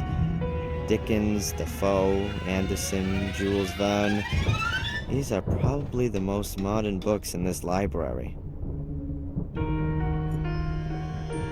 An old-fashioned telephone. Who should I call?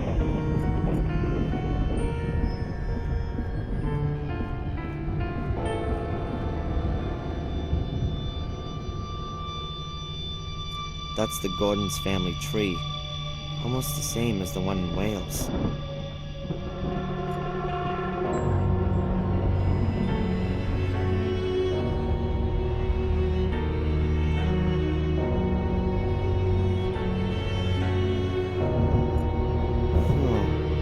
It looks as though something's been painted over here at the top, directly above Samuel and Catherine's generation. Unfortunately, it's been painted over. No way you can work out what was written there before.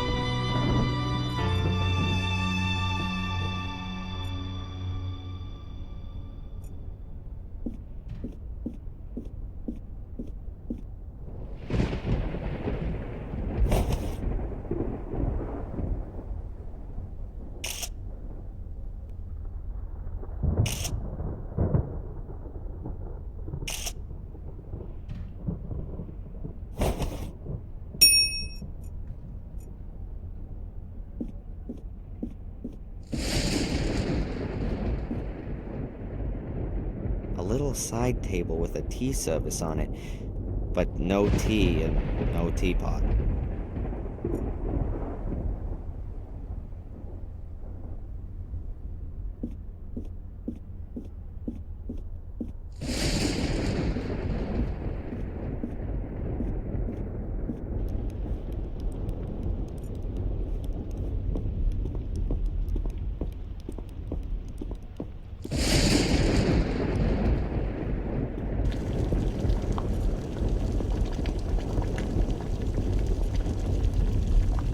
Sally doesn't really seem to put her all into her job.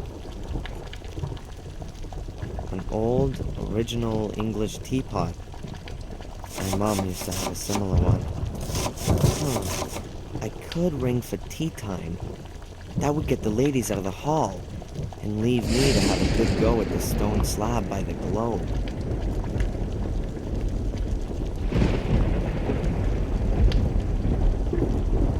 Don't touch!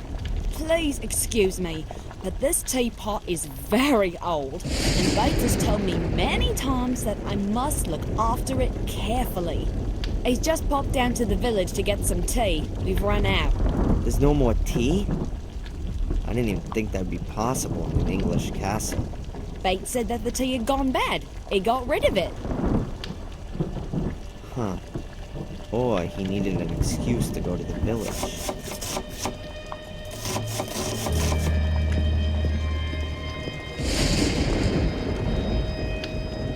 Good day, Sally. Yes? Lewis said that Bates selected you for the position, not her ladyship. Yeah, that's right. There were a few candidates. The cleverest ones made for the exit as soon as they reached the gate. But if I was being honest, I thought that out of those I met, there were a few of them who were better suited to the job than I was. I was a bit surprised when he chose me. He must have been impressed by your hidden qualities. Yeah, and so now, all he does is moan about everything. He spends the whole day creeping about after me. Sally, do this, do that, don't do that. Like being in school. Okay, I won't keep you from your work any longer. Ah, don't worry about it. He's so busy at the moment, I don't want to disturb him. As long as Sally's here in the kitchen, I won't get anywhere near the teapot.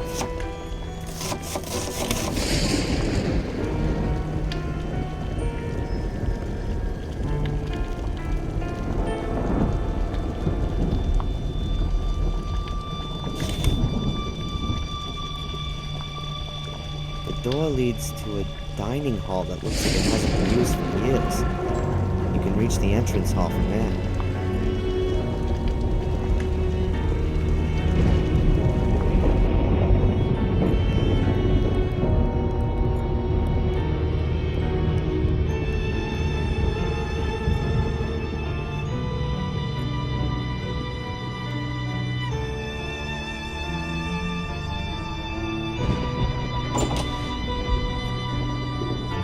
The floor is more than clean. No grounds for complaint. The rubber boots have got mud and earth from the puddles in the stables stuck to them.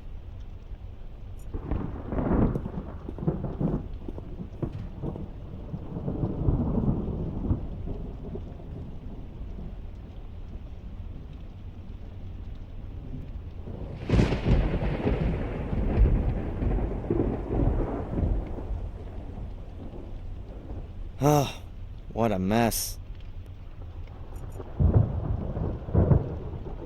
It used to be clean.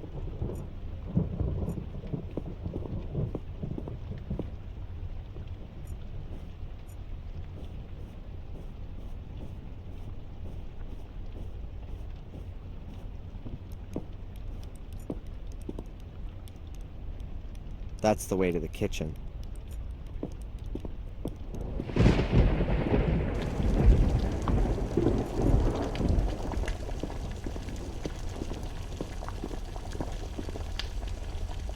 Good day, Sally. Yes? I noticed that the bathroom floor up there is extremely dirty. What? Not again. It looks like boot prints. I've told Lewis a million times he shouldn't come through the house in his muddy boots. Damn it. I better clean that up before the old git notices it.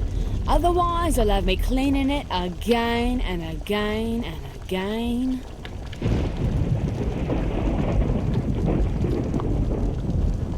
Sally is distracted. Time to secretly take the teapot to the library.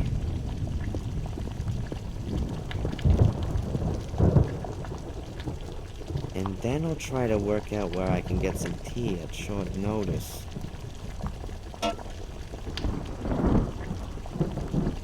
An English teapot. Looks pretty ancient, but well cared for. I can use it to lure the ladies in the library.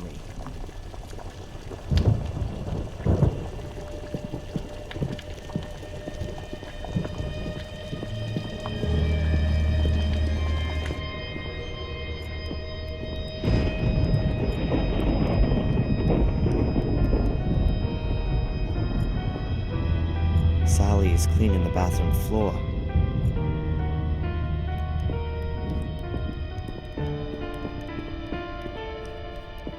That's the way into the library.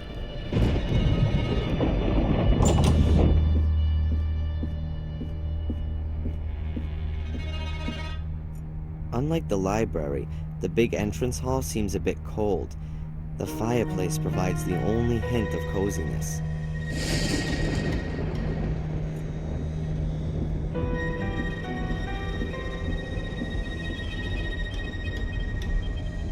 So, the teapot and service are already in place. Now we just need some tea. It'll be dangerous for me in the village. The Order will definitely be looking for me there.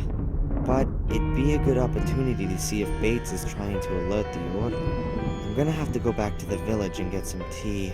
But before I enter the lion's den, I'm gonna take some precautions. It'd be best if I lure the entire Order at the hotel. Then I can walk around the village square in relative peace. Here's a phone.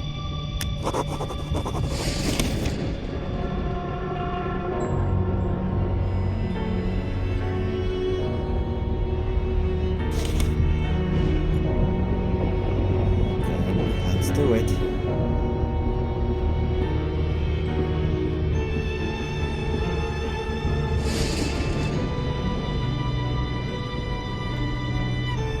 Murray? Hello. Darren Michaels here. Oh, I'll be leaving today. I'll be at the hotel in about half an hour. No, I just wanted to let you know so you can write the bill.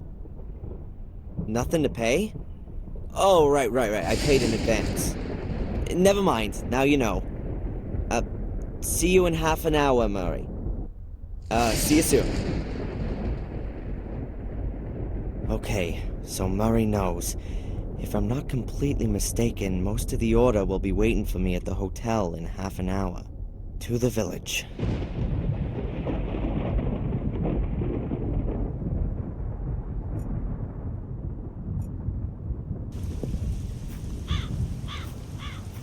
Let's go. The Order's distracted and Bates is still in Willow Creek. Let's see what he's really up to. I thought so. I hardly believed he was shopping at the library.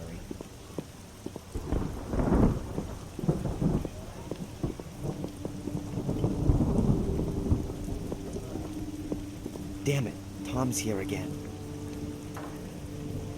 So Bates has got something to do with the Order. I've gotta get closer, look better around the outside. Gopher. But you are generously compensated. Yeah. You know exactly how much I need this bloody compensation. I will not tolerate that tone of voice. You know. All right, man. I'll go and look for her. Thank you very much.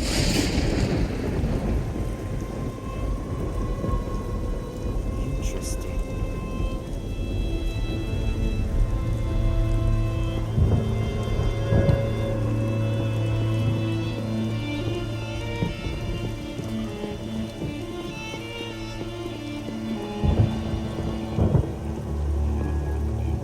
The museum's locked. Huh. Must have been broken into too often.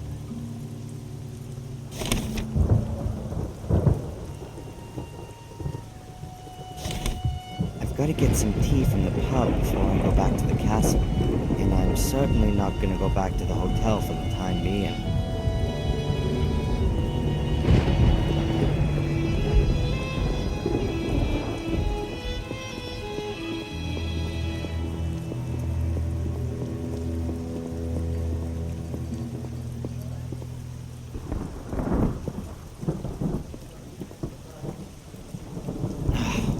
Locked. Damn. Where else can I get a tea in this dump of a place? I have to get inside. I don't have time to wait until this evening. How fitting. Cracking Tom's door with his own tool. The same principle as in the hotel.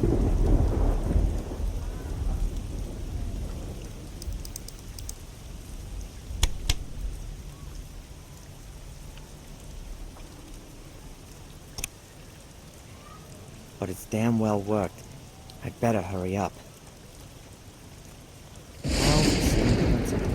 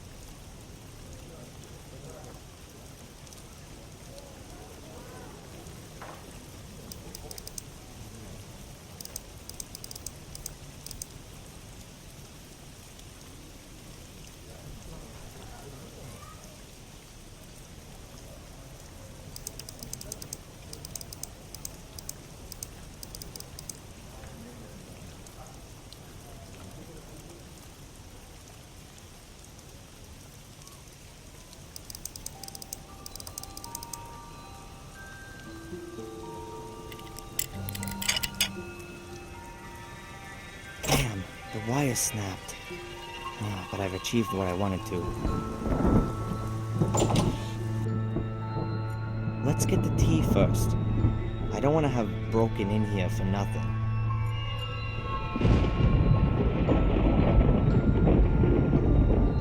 There's the tea I need.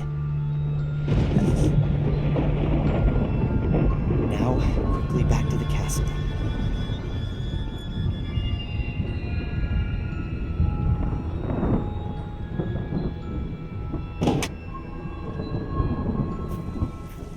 I guess Bates isn't back yet.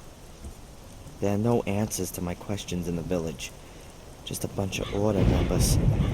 I'll stay here for now. The path leads back to the village, but the answers to my questions are here in the castle.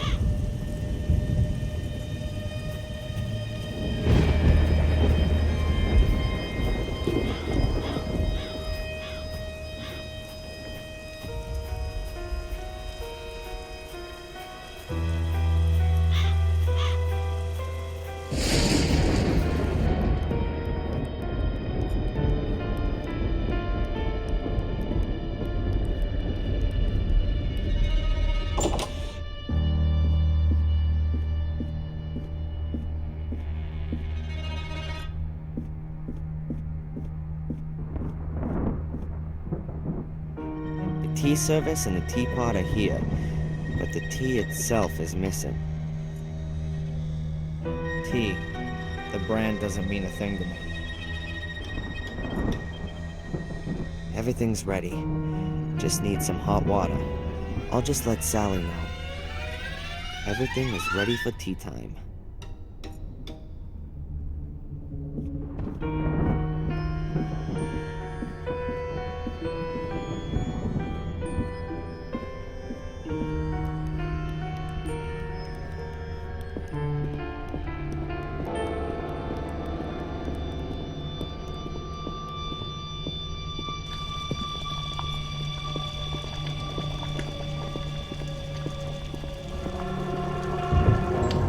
Good day, Sally.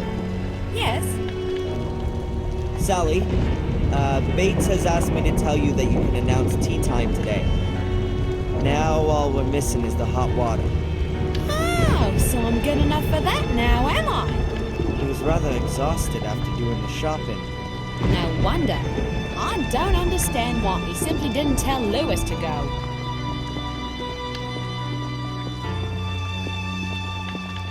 I do.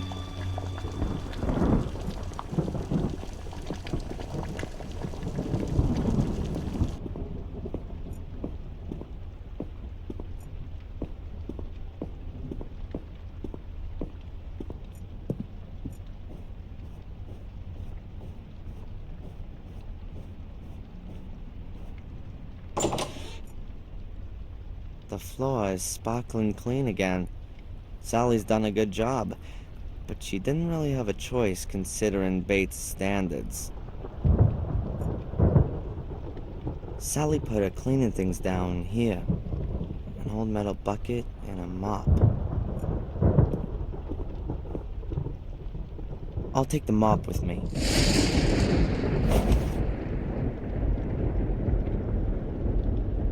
Huh.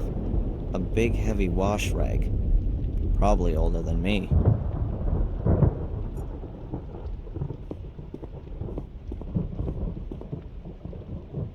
I'll lay the mop head directly over the plug hole. I'd better not flood the bathroom without a reason.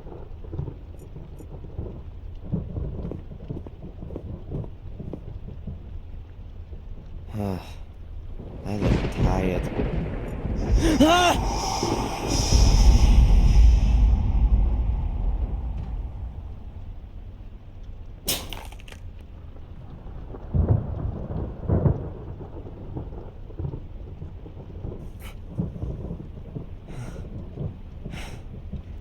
Insanity is hereditary. What's wrong with me?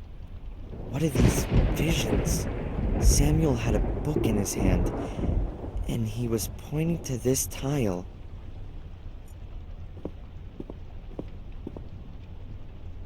The apparition pointed to these tiles. It won't move at all.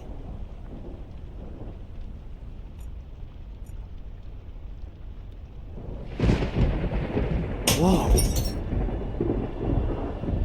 There's a cavity behind it. A handwritten page from a book. It looks like it's from William Gordon's diary, with additions from his grandson, Samuel. As far as I know, they both fell from one of the castle towers. Now, did Samuel rip out the page and hide it first? But then, why? There are lots of little pyramids, triangles scribbled on the page in a circle. 3 of them have been crossed out.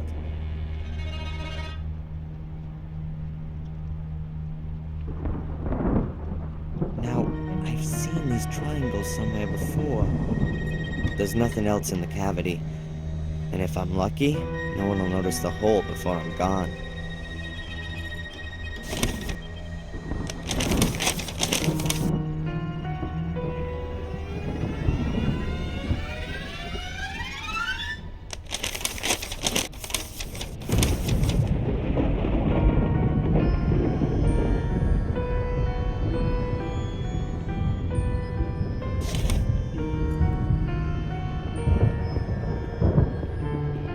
Be able to look in the mirror again without a shiver running down my spine.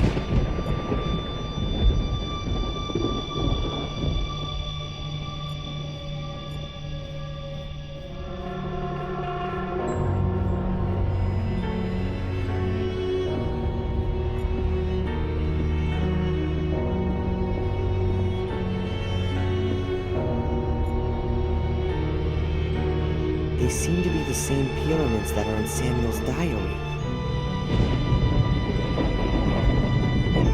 Let's see. You can push them in. Most of the ripped out pages don't tell me much, but this drawing with the pyramids, it looks strangely familiar to me.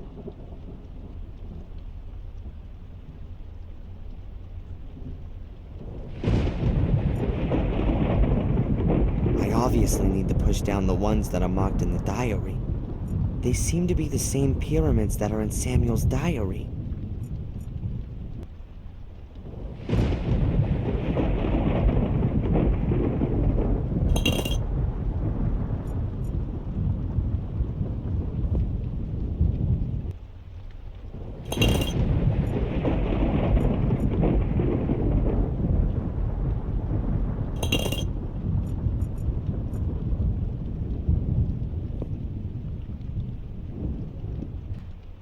Yes, finished. But nothing's happening. I'm sure I pushed down the correct pyramids. It must have done something.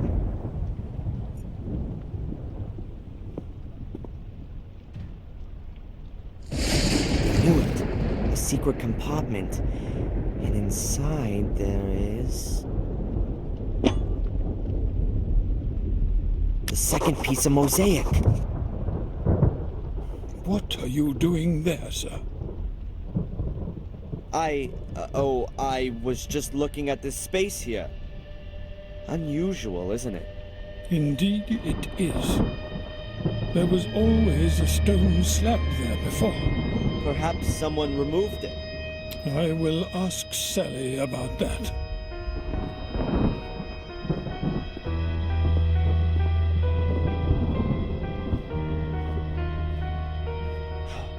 That was close. Lady Victoria, I've just returned from the village and I thought you might like to know. Very good, Bates. Take a break for half an hour. No debate now.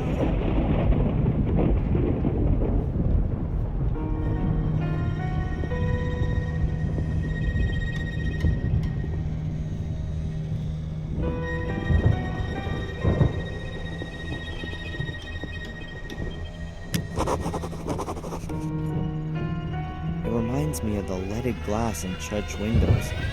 Different colored pieces of glass bound with thin metal strips.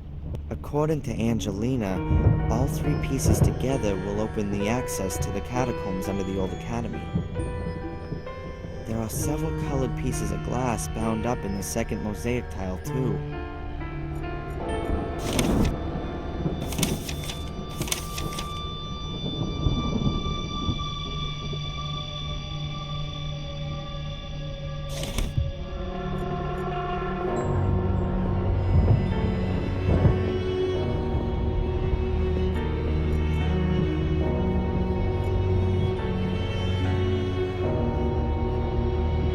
Mr. Bates?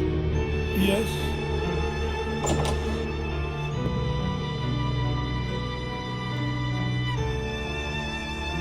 Are you not feeling too well, Mr. Bates?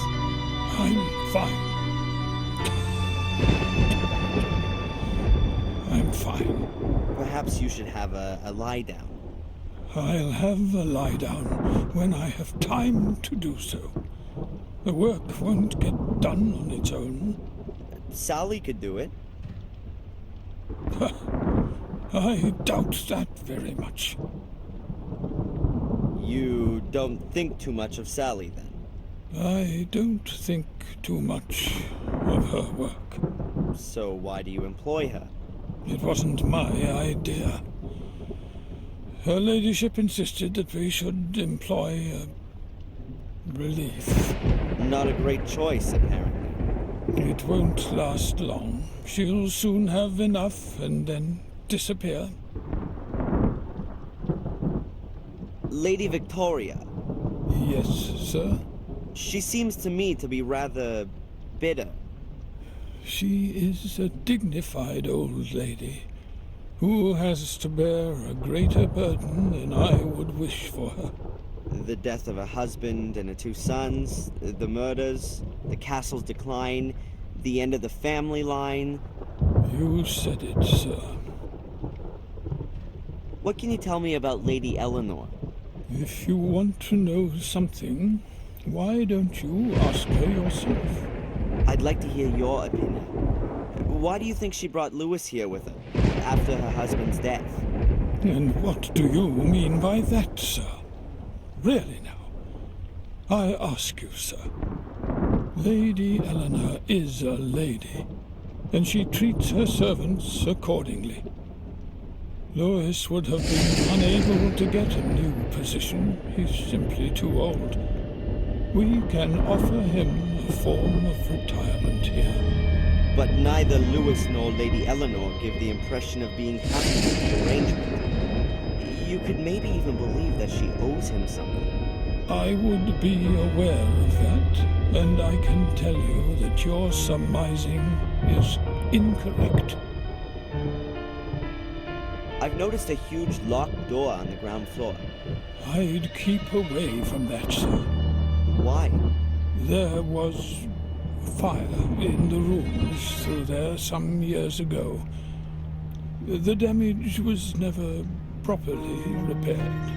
The walls have been ruined by rainwater, and the beams have been rotting for 20 years or more.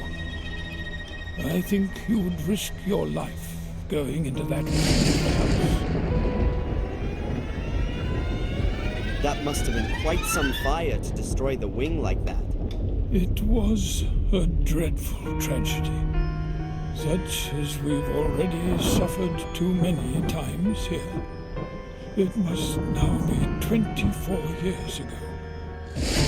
Master Samuel and his enchanting wife Catherine were just married and had only recently moved into the castle. We were hoping that he would one day take over the castle from his father and give us a son and heir. But then, they had not even been here for 6 months. There was a fire. Did anyone know how the fire started? No. Master Samuel lost his wife in the fire, and then vanished for the next 12 years. He had been deeply wounded by the events. What kind of a man was he, this Samuel Gordon? His father sent him off to boarding school early since he was a very obstinate, wild child. His behavior improved at the school. The teachers described him as an alert, intelligent, and friendly boy, and in the holidays we found him so too. He got to know Miss Catherine after being at school. A wonderful, good-hearted woman. They were married and seemed to have found a perfect happiness. What do you mean, seem? Well, there were some arguments when they lived here. Was he violent?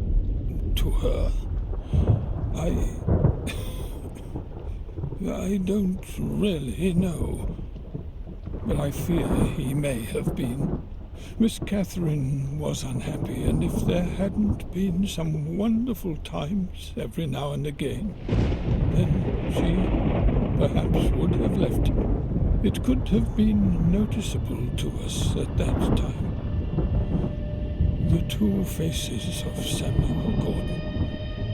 On the one hand, the loving, caring husband, and on the other, the arrogant and brutish egomaniac. After his wife's death, this nasty side of him seemed to disappear. He never visited us. However, common acquaintances described him as a profoundly sad and broken man. That is, until he returned and slaughtered some innocent people.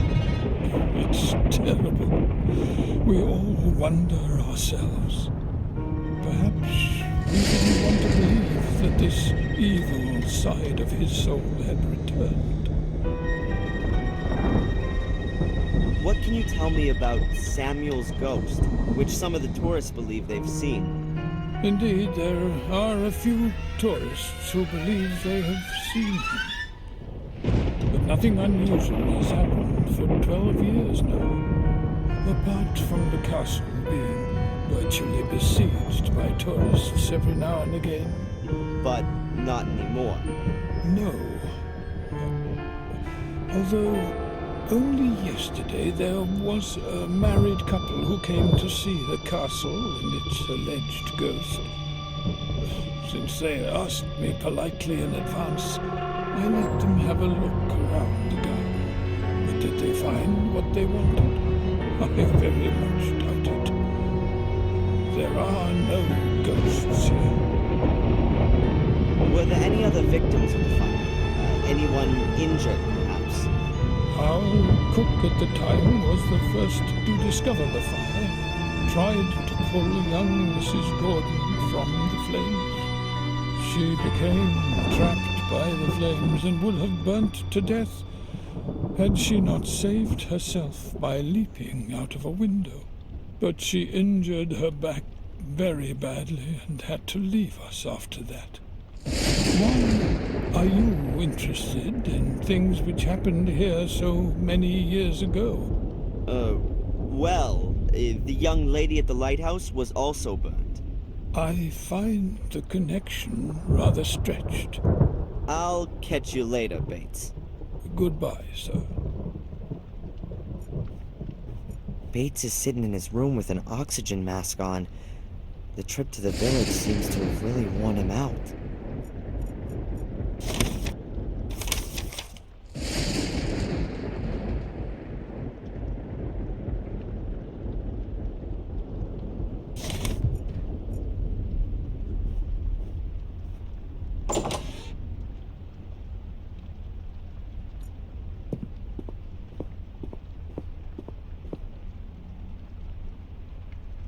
Water is still getting through, despite the flannel, but much less than what's flowing into the bathtub.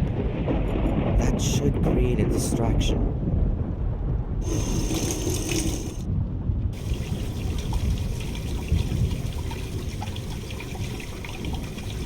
The bathtub is full to the brim. It's starting to overflow.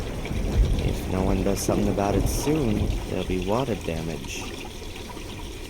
If I were to turn off the water, the whole thing would seem even more suspicious. Okay, as long as the water's running, it might look like someone simply forgot to turn it off.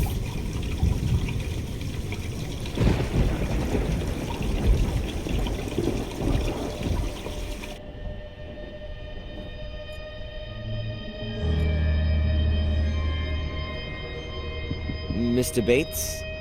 Yes?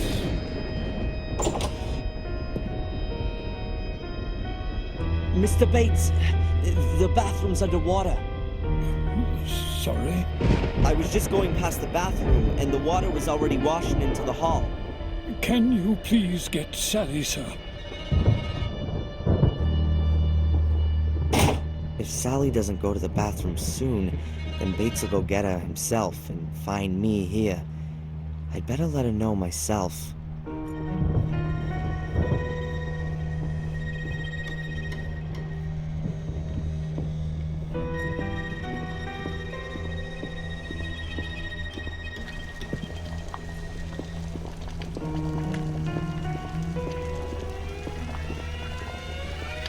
Good day, Sally.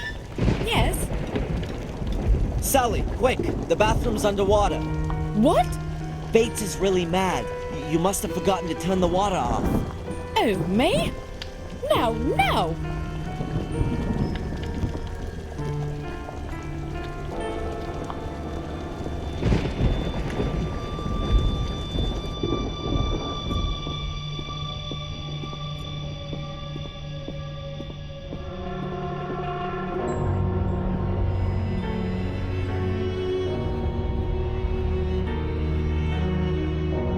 But I really don't know how that could have happened. I've had enough of your excuses. You've missed something there. But I have never left the flannel in the bathtub. Her ladyship will hear about this. You can consider yourself lucky if we don't subtract the damages from your wages. They're both occupied. I'd better not go in there right now. Bates is distracted. Okay, let's go.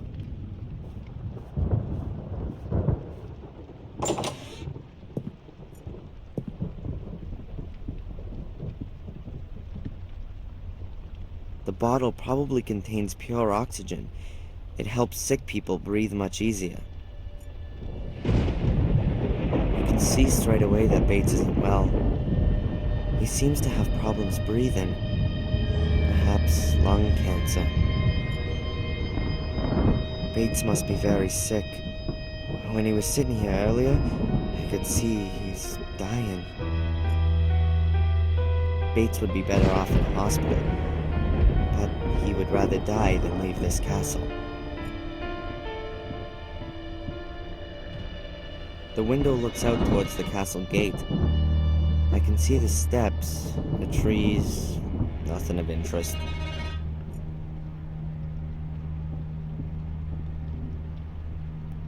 The portrait of an uptight, miserable gentleman. Well, that's what you look like if you have to sit still for hours for an artist.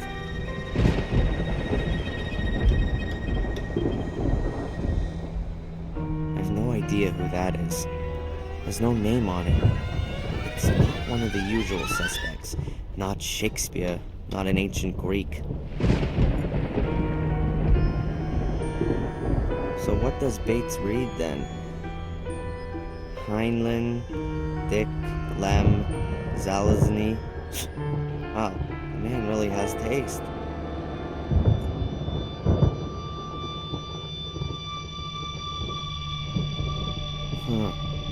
The drawer is locked. That could be interesting.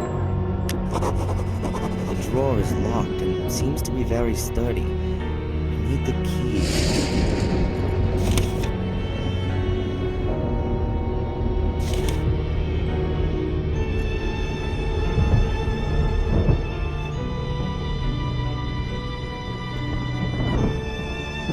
There are clothes and underwear inside.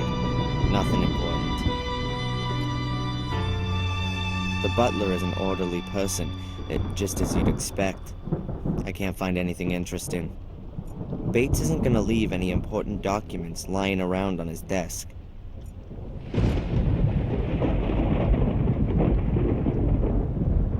This bedpost looks more than a little strange.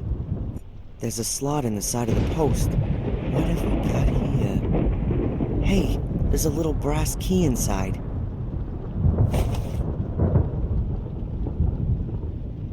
A little brass key.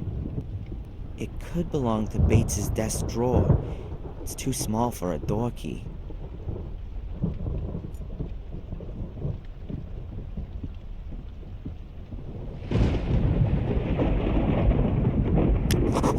A small metal box.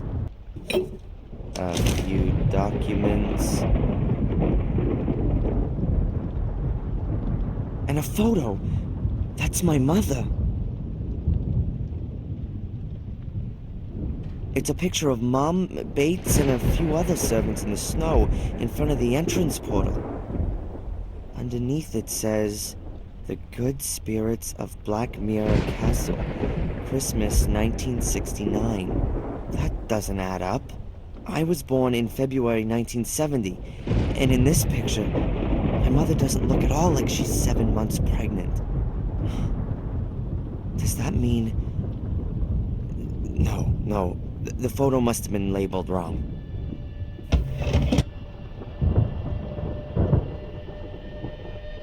Either the writing on the photo is wrong, or not just looking for my father. The picture was taken apparently 2 months before I was born, but my mom's looking slimmer than I've ever seen her. A checkbook, a few notifications, and transfer forms. These are exactly the same ones I found in my mom's desk, and the handwriting is an exact match too.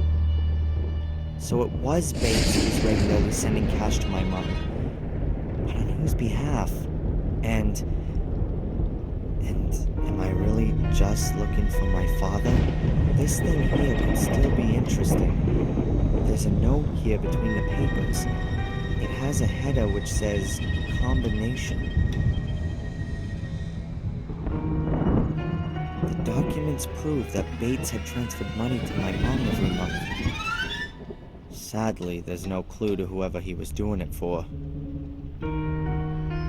That looks like some kind of an aid memoir that Bates has written. He must have conceded that his memory wasn't getting any better and wanted to play it safe. It says here, on Sir Egmont's portrait, the builder's eldest sister, my Christian name, the nymph knows.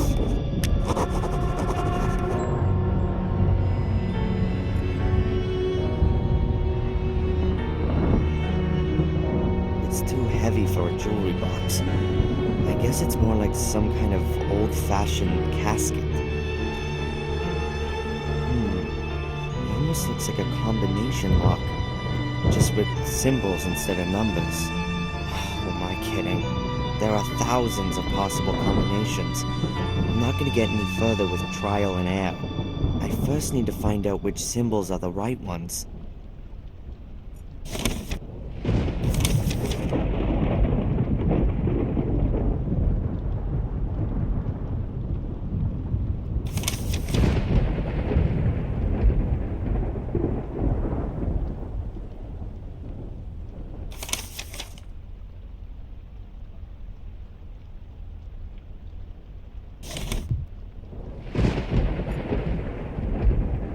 Leads out into the gallery. It's strange that all the old people have rooms on the first floor. Climbing the stairs can't be easy for them.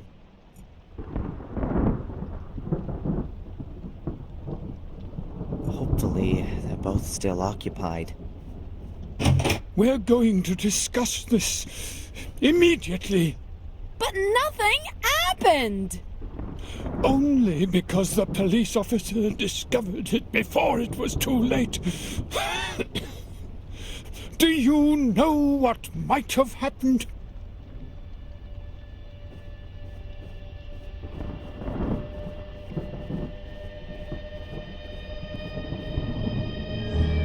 They're going downstairs. Excellent. And In all the commotion, Bates will have forgotten that he didn't lock his room.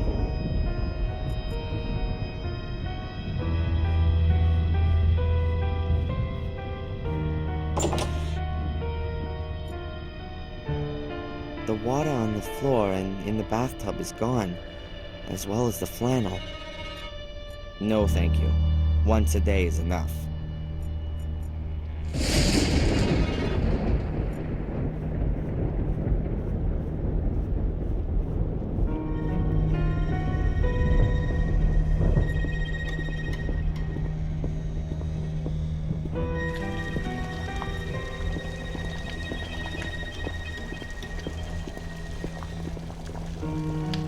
Good day, Sally.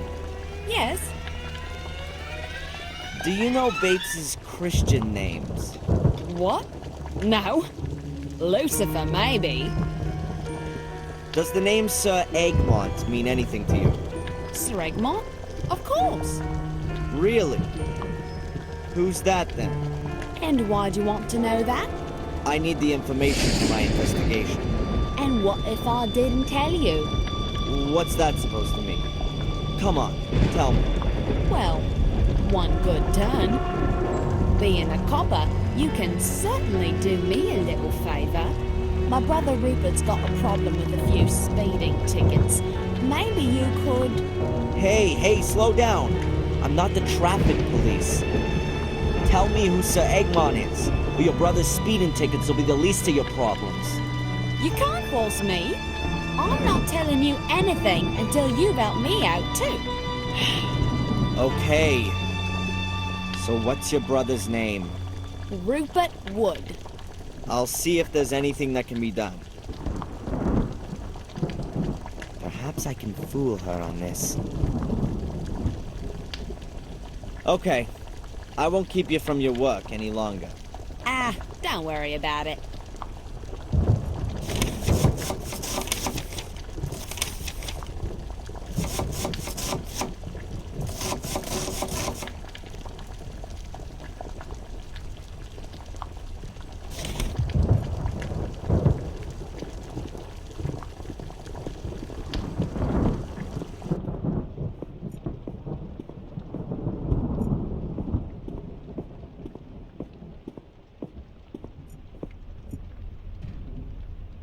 Perhaps I can find out something about Sally's brother.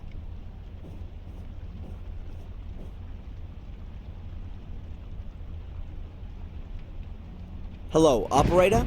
Can you connect me with, Mr. Rupert Wood, please? No, I don't know where he lives. How many have you got in your computer? 18? Yes, okay.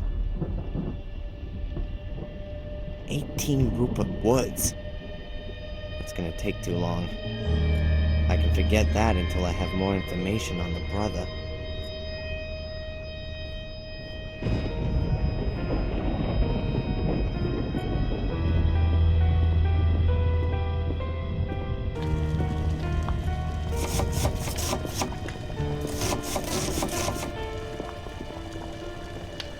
Good day, Sally. Yes?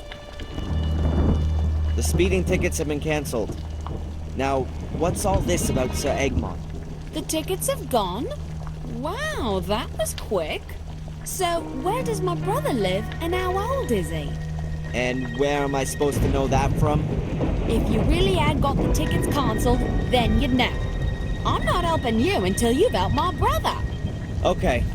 I won't keep you from your work any longer. Ah, don't worry about it.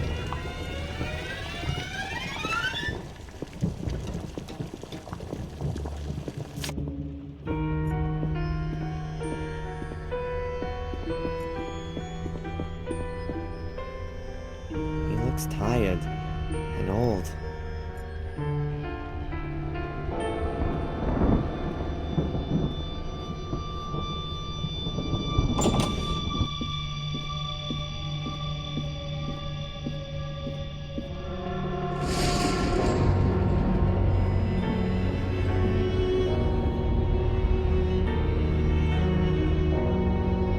I can't see any Sir Egmont. I don't know who Bates meant by the builder.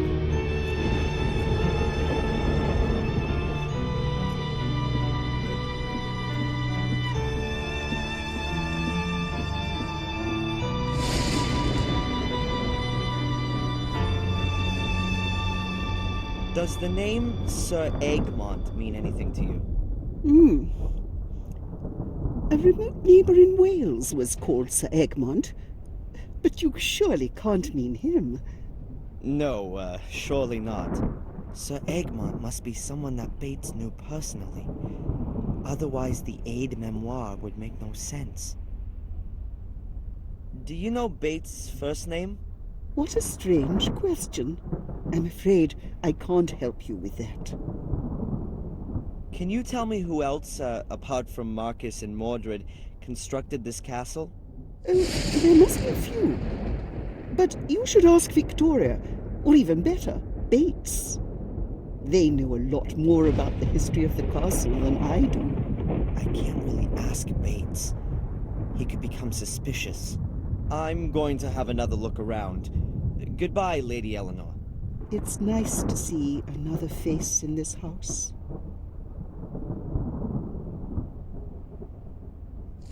I don't have any important questions for her right now. Lady Victoria's drinking tea and looking at her library. That's what old ladies spend the day doing.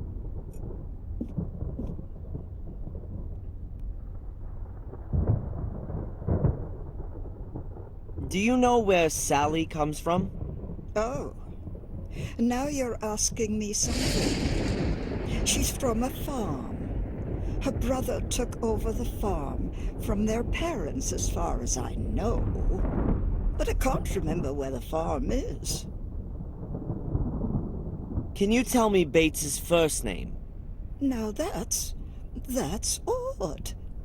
He's been working for us for so long that I can't remember him ever having a forename.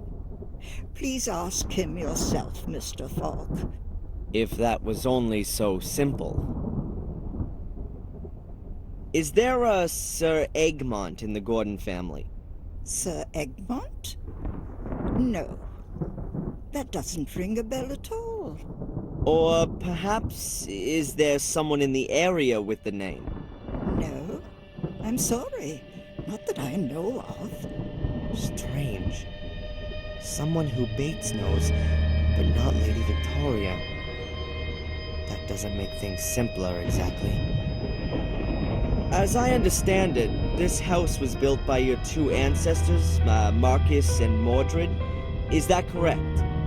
Well, they at least laid the foundation stone.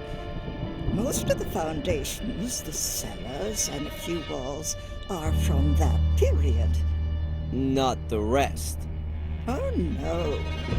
You don't seem to be too au fait with architecture, Inspector. In Marcus's time, they weren't able to build castles like this. That came much later.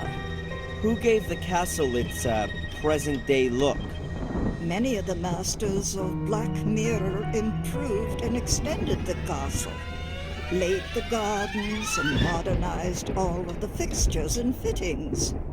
But the one who really had the greatest influence on the fabric of the castle, as you see it now, was Frederick Arthur Gordon. He gave the castle the appearance it has today. Frederick Arthur Gordon, then. Thank you. I'll go and take a bit of a look around. Of course.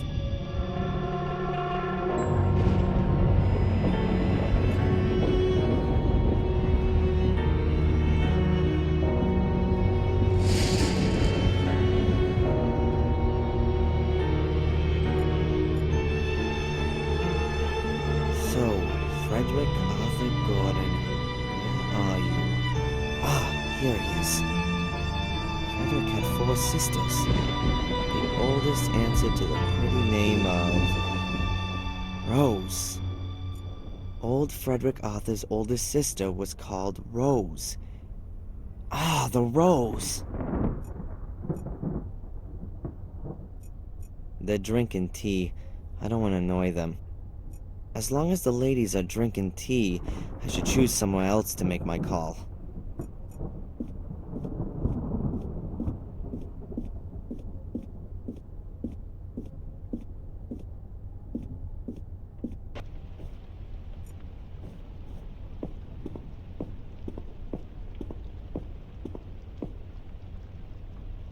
can you tell me where Sally's from? Her family has a farm in Sussex. At least that's what she told me. Do you doubt that? Not really. Her behavior and the way she talks quite clearly point to farmyard origins. I'll catch you later, Bates. Goodbye, sir. I'll give him a few minutes break from me.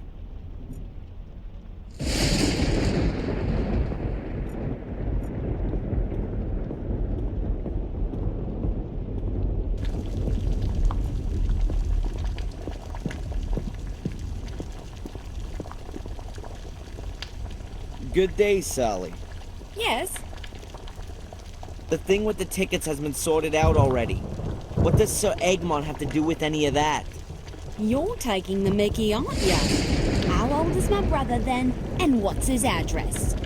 Look, the cancellation was done by our boys in Sussex. How old is your brother? I don't know.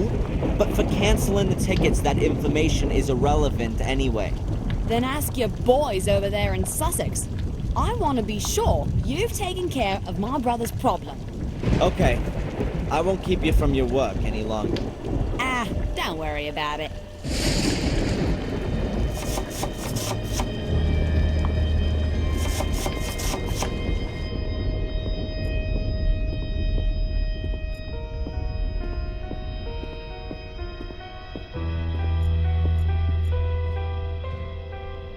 Let's try it.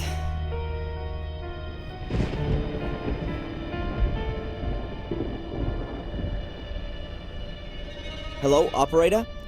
Please put me through to Rupert Wood in Sussex. Yes, I'll wait. Mr. Wood, Mr. Rupert Wood. Do you have a sister named Sally? Yes, my name's Inspector Falk. I'm calling on behalf of the traffic police. Yes, calm down. No, listen. No, she isn't. It's concerning your speeding ticket, sir. It seems as though someone has made a mistake. According to our records, you are 99 years old. That surely can't be right, can it? 34. Yes, I thought so. Listen, I'm gonna delete the record, okay? Your speeding ticket is thereby null and void. Yes. No problem. Goodbye, Mr. Wood. Rupert Wood, 34, from Sussex, now believes that his speeding ticket has disappeared into thin air. Hopefully his sister believes that too.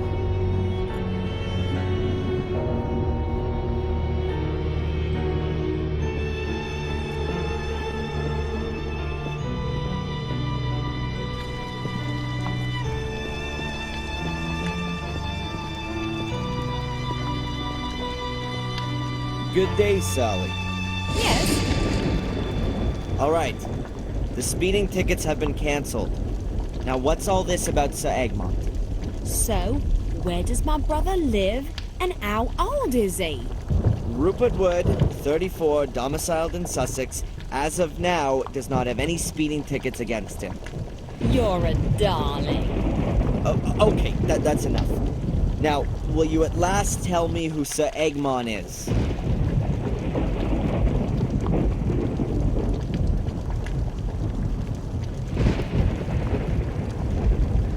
Here he is.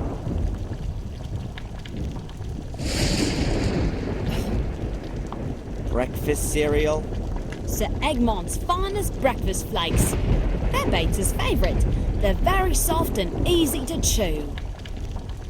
Clever. And what does the old guy wear on his uniform? A medal in the shape of a cross. That's it. Okay. I won't keep you from your work any longer. Ah, don't worry about it.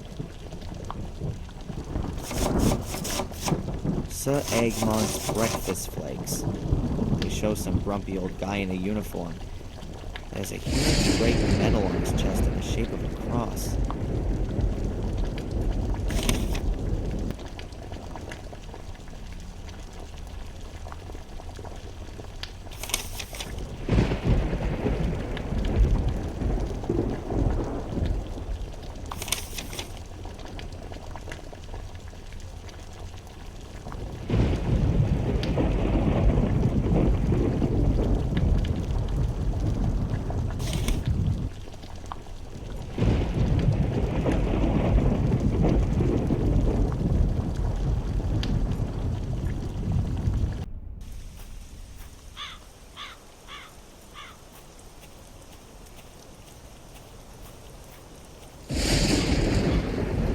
isn't really anything to see on the base of this figurine, just a vertical line.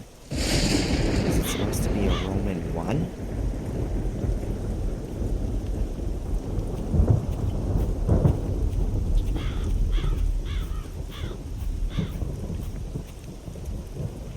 XX is engraved on the base. Either there's an X missing to warn of its lewdness, or it's a Roman 20.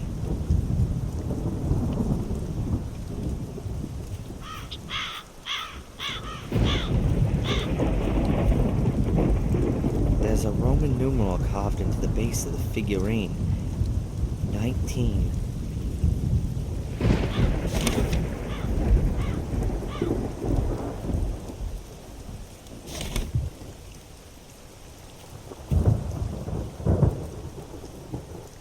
Hey, there's a letter inside.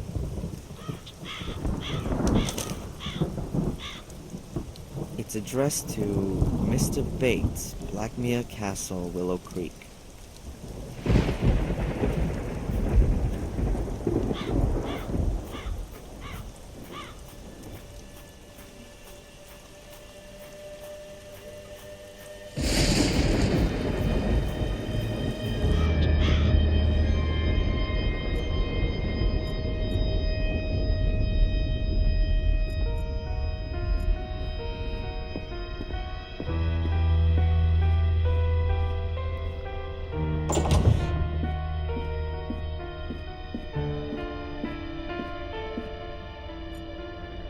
If Bates's full name isn't going to be on the envelope, then perhaps maybe at least in the letter? It's a bill for a gravestone, made according to your desired blah blah blah. The inscription is as follows: Edward Bartholomew Bates, to know one's duty and to carry it through. That is everything. So, Edward Bartholomew, then. Weird name. And which symbol does that point to? Bates has ordered his own gravestone. I find that very tasteless. His Christian names are Edward Bartholomew. I don't have a clue to which symbol that might point.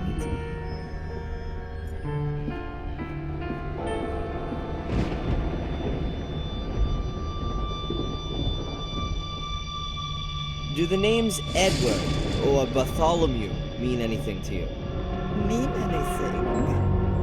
What do you mean by that, Mr. Thorne? Perhaps you associate a particular symbol or sign with these names. Oh, I've always been interested in these kinds of things. Now, let me think. Now, Edward doesn't have any significance for me. But the name Bartholomew comes from the Bible. Saint Bartholomew. He was one of the 12 apostles. He preached in Persia and also in India, possibly. He died a martyr's death. He was flayed alive. His skin was removed. That's why his symbol is a knife. A knife. I think you may well have helped me with that. Glad to. Even if I do find your questions rather odd. Surely they can't all be to do with the dead girl. Oh, it's a complicated case. I'll go and take a bit of a look around. Of course.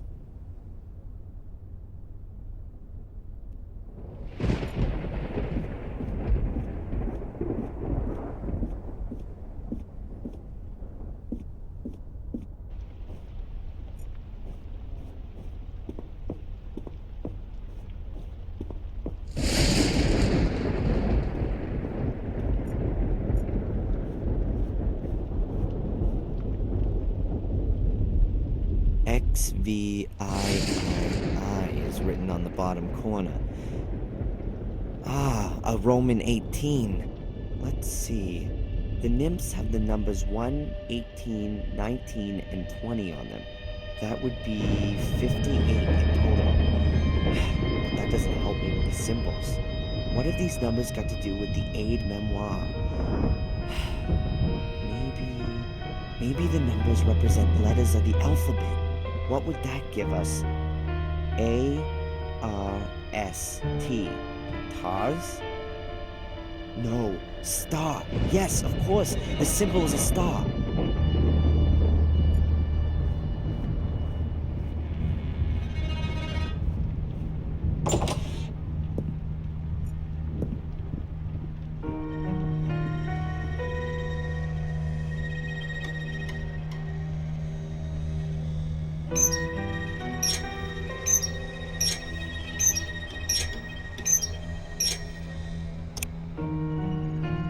It must be solvable.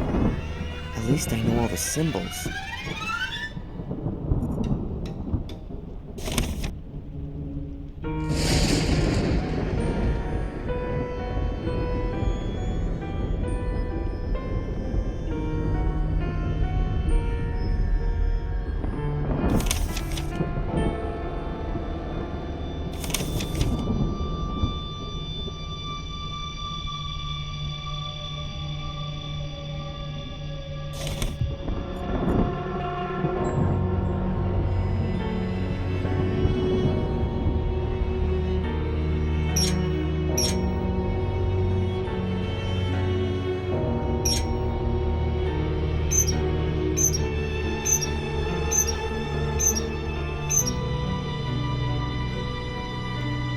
That's it. A big key. There's only one door here whose key you'd hide in a casket. And a small golden medallion. Or at least half a small golden medallion. It must have been one you could open originally. There small hinges on it. Inside is a photo of me. Me as a little boy, 3 or 4. I'm certain. It looks just like the pictures of me as a child in Boston. Was I adopted? There's something engraved on the back of it. Adrian. Is that my name? And if it is, why was it changed when I was adopted?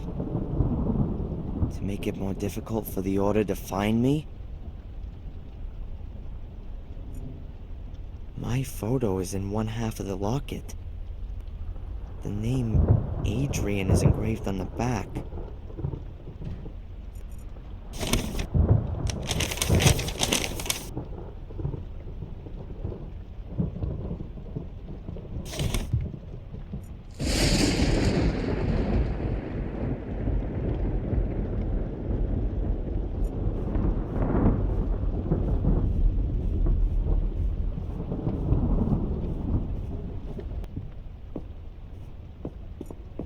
A lovely, large, old-fashioned key.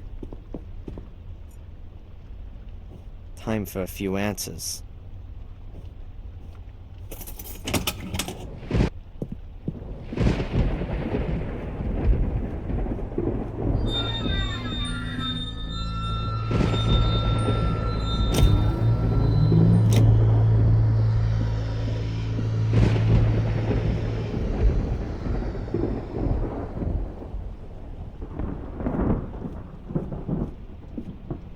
This is the only accessible room in this wing. Next door is locked, and all the other rooms are completely dilapidated. There hasn't been a fire in this fireplace for ages. There's some white ashes on the floor, but no wood. It's cool here. You can feel a draft. The wind's probably whistling right over the chimney up on the roof.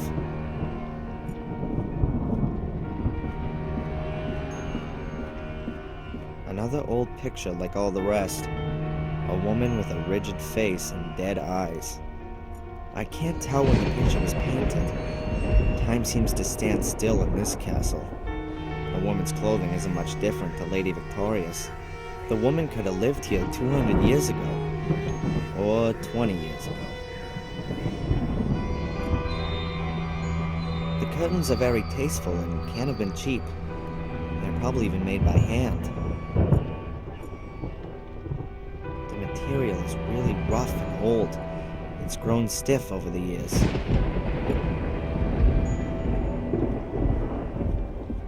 Little light gets in through the window, and the curtains make the room even darker. Outside I can see a courtyard, quite dreary. There's a huge mirror built into the wall, quite elaborate. Such a simple mirror.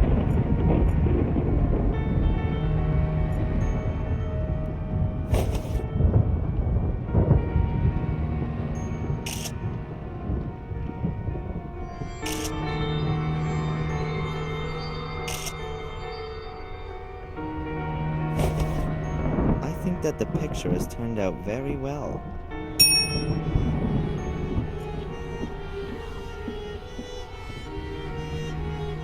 The mirror is very lavish and ornately framed. There seems to be some kind of mechanism at the bottom of it. I've got no idea how it works. I think something's missing.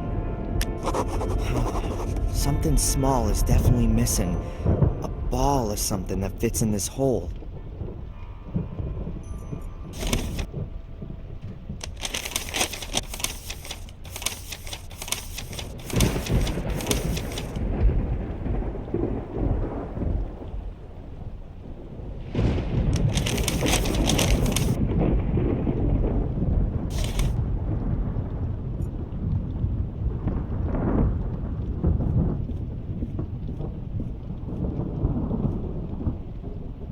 There's a small wooden plate lying here. It looks like it belongs to a game. I've got the feeling I've seen it somewhere before. Someone has written Ralph on the back.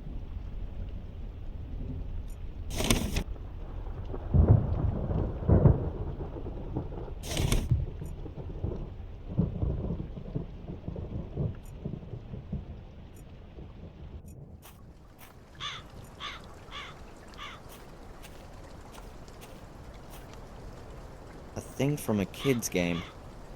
There's an animal head on the front. And on the back it says Ralph. I think I'll pay Ralph a little visit. This wooden plate has something to do with him.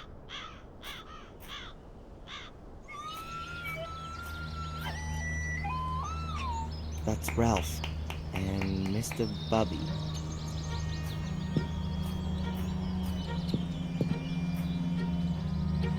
Hello, Ralph? Hi, Darren. Ralph, I've got something here and was wondering if you could maybe help me out with it. I've got one of those too. Here, look. A sliding block puzzle. I remember those from when I was a kid. Yeah. Is it yours? A nice lady gave it to me. A lady? Yes, I couldn't recognize her, but Mr. Bubby says she's a holy one. Interesting. Mr. Bubby says you can have it. It's a bit broken.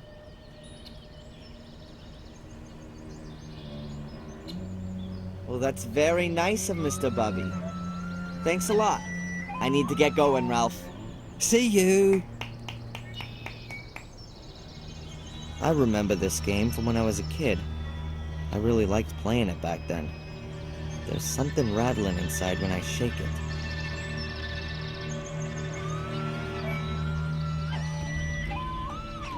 I've got to get it so that the number of the same colored counters in a row corresponds to the number on the edge. I don't know what happens after that, though.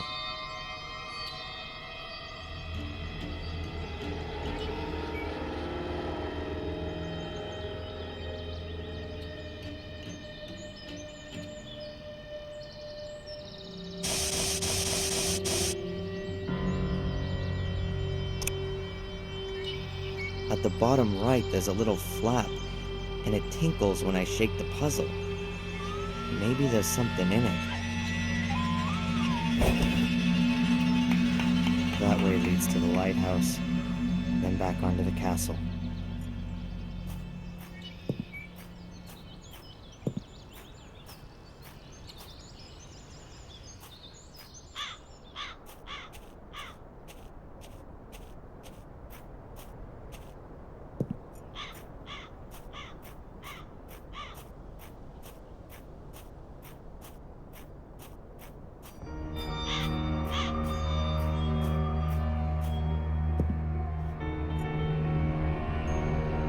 this door is that room with the strange mirror. The door doesn't seem to have been damaged by fire or water.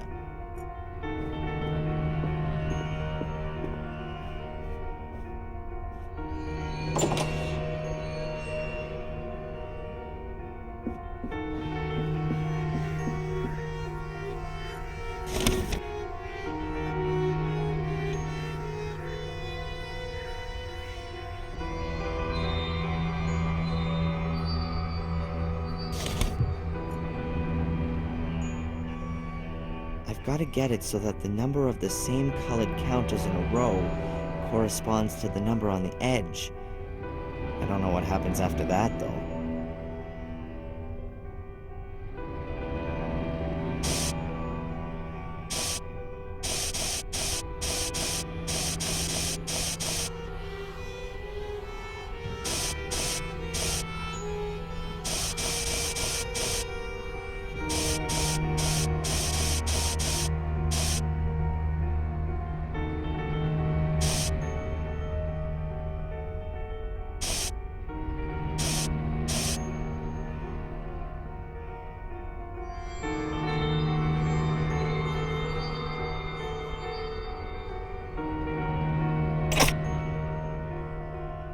The ball's outside. Now let's see what we can start with this.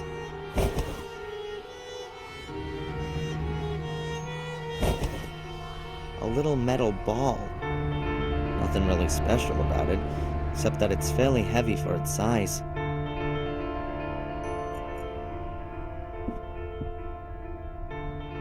Yes, it fits. The little ball rolls around the outer circle. Now I need to adjust something else. I think it has to get to the middle. I think the ball has to go into the hole in the middle, but I can only put it in the front. I can rotate the individual discs with this button at the front. The buttons on the side seem to make the partition walls go down. Alright, then let's see.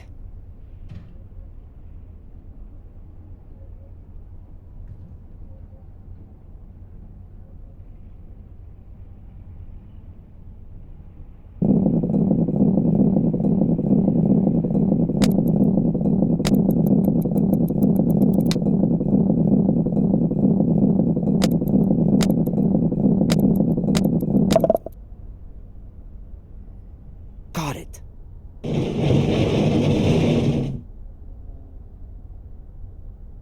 The mirror. It's actually a secret door.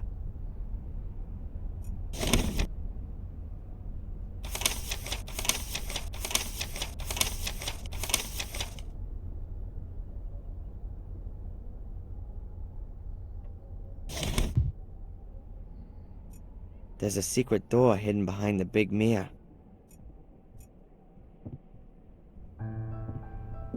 There isn't the slightest sign of decay. In fact, this is one of the most well-maintained rooms I've seen in the entire castle. It looks like a nursery in an old movie. A girl's room. Look at this. More little balls.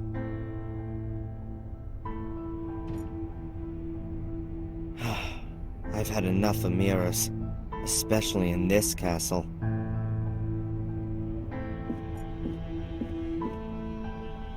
Just another door that's not gonna get in my way.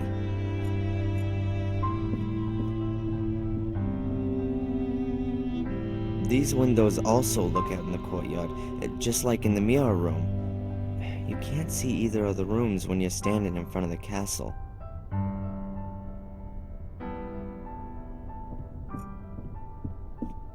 Like in a dollhouse. A four-poster bed, velvet, silk, and lace. Whoever it was that set this up wanted a doll for a child.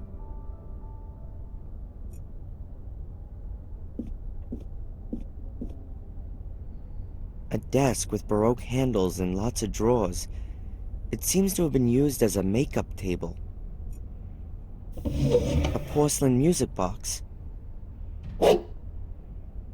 And underneath it, the third piece of mosaic.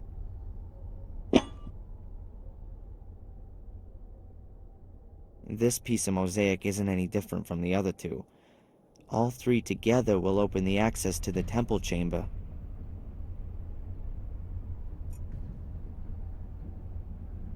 It feels like the last few weeks have been leading up to this point. This room, it holds the answers.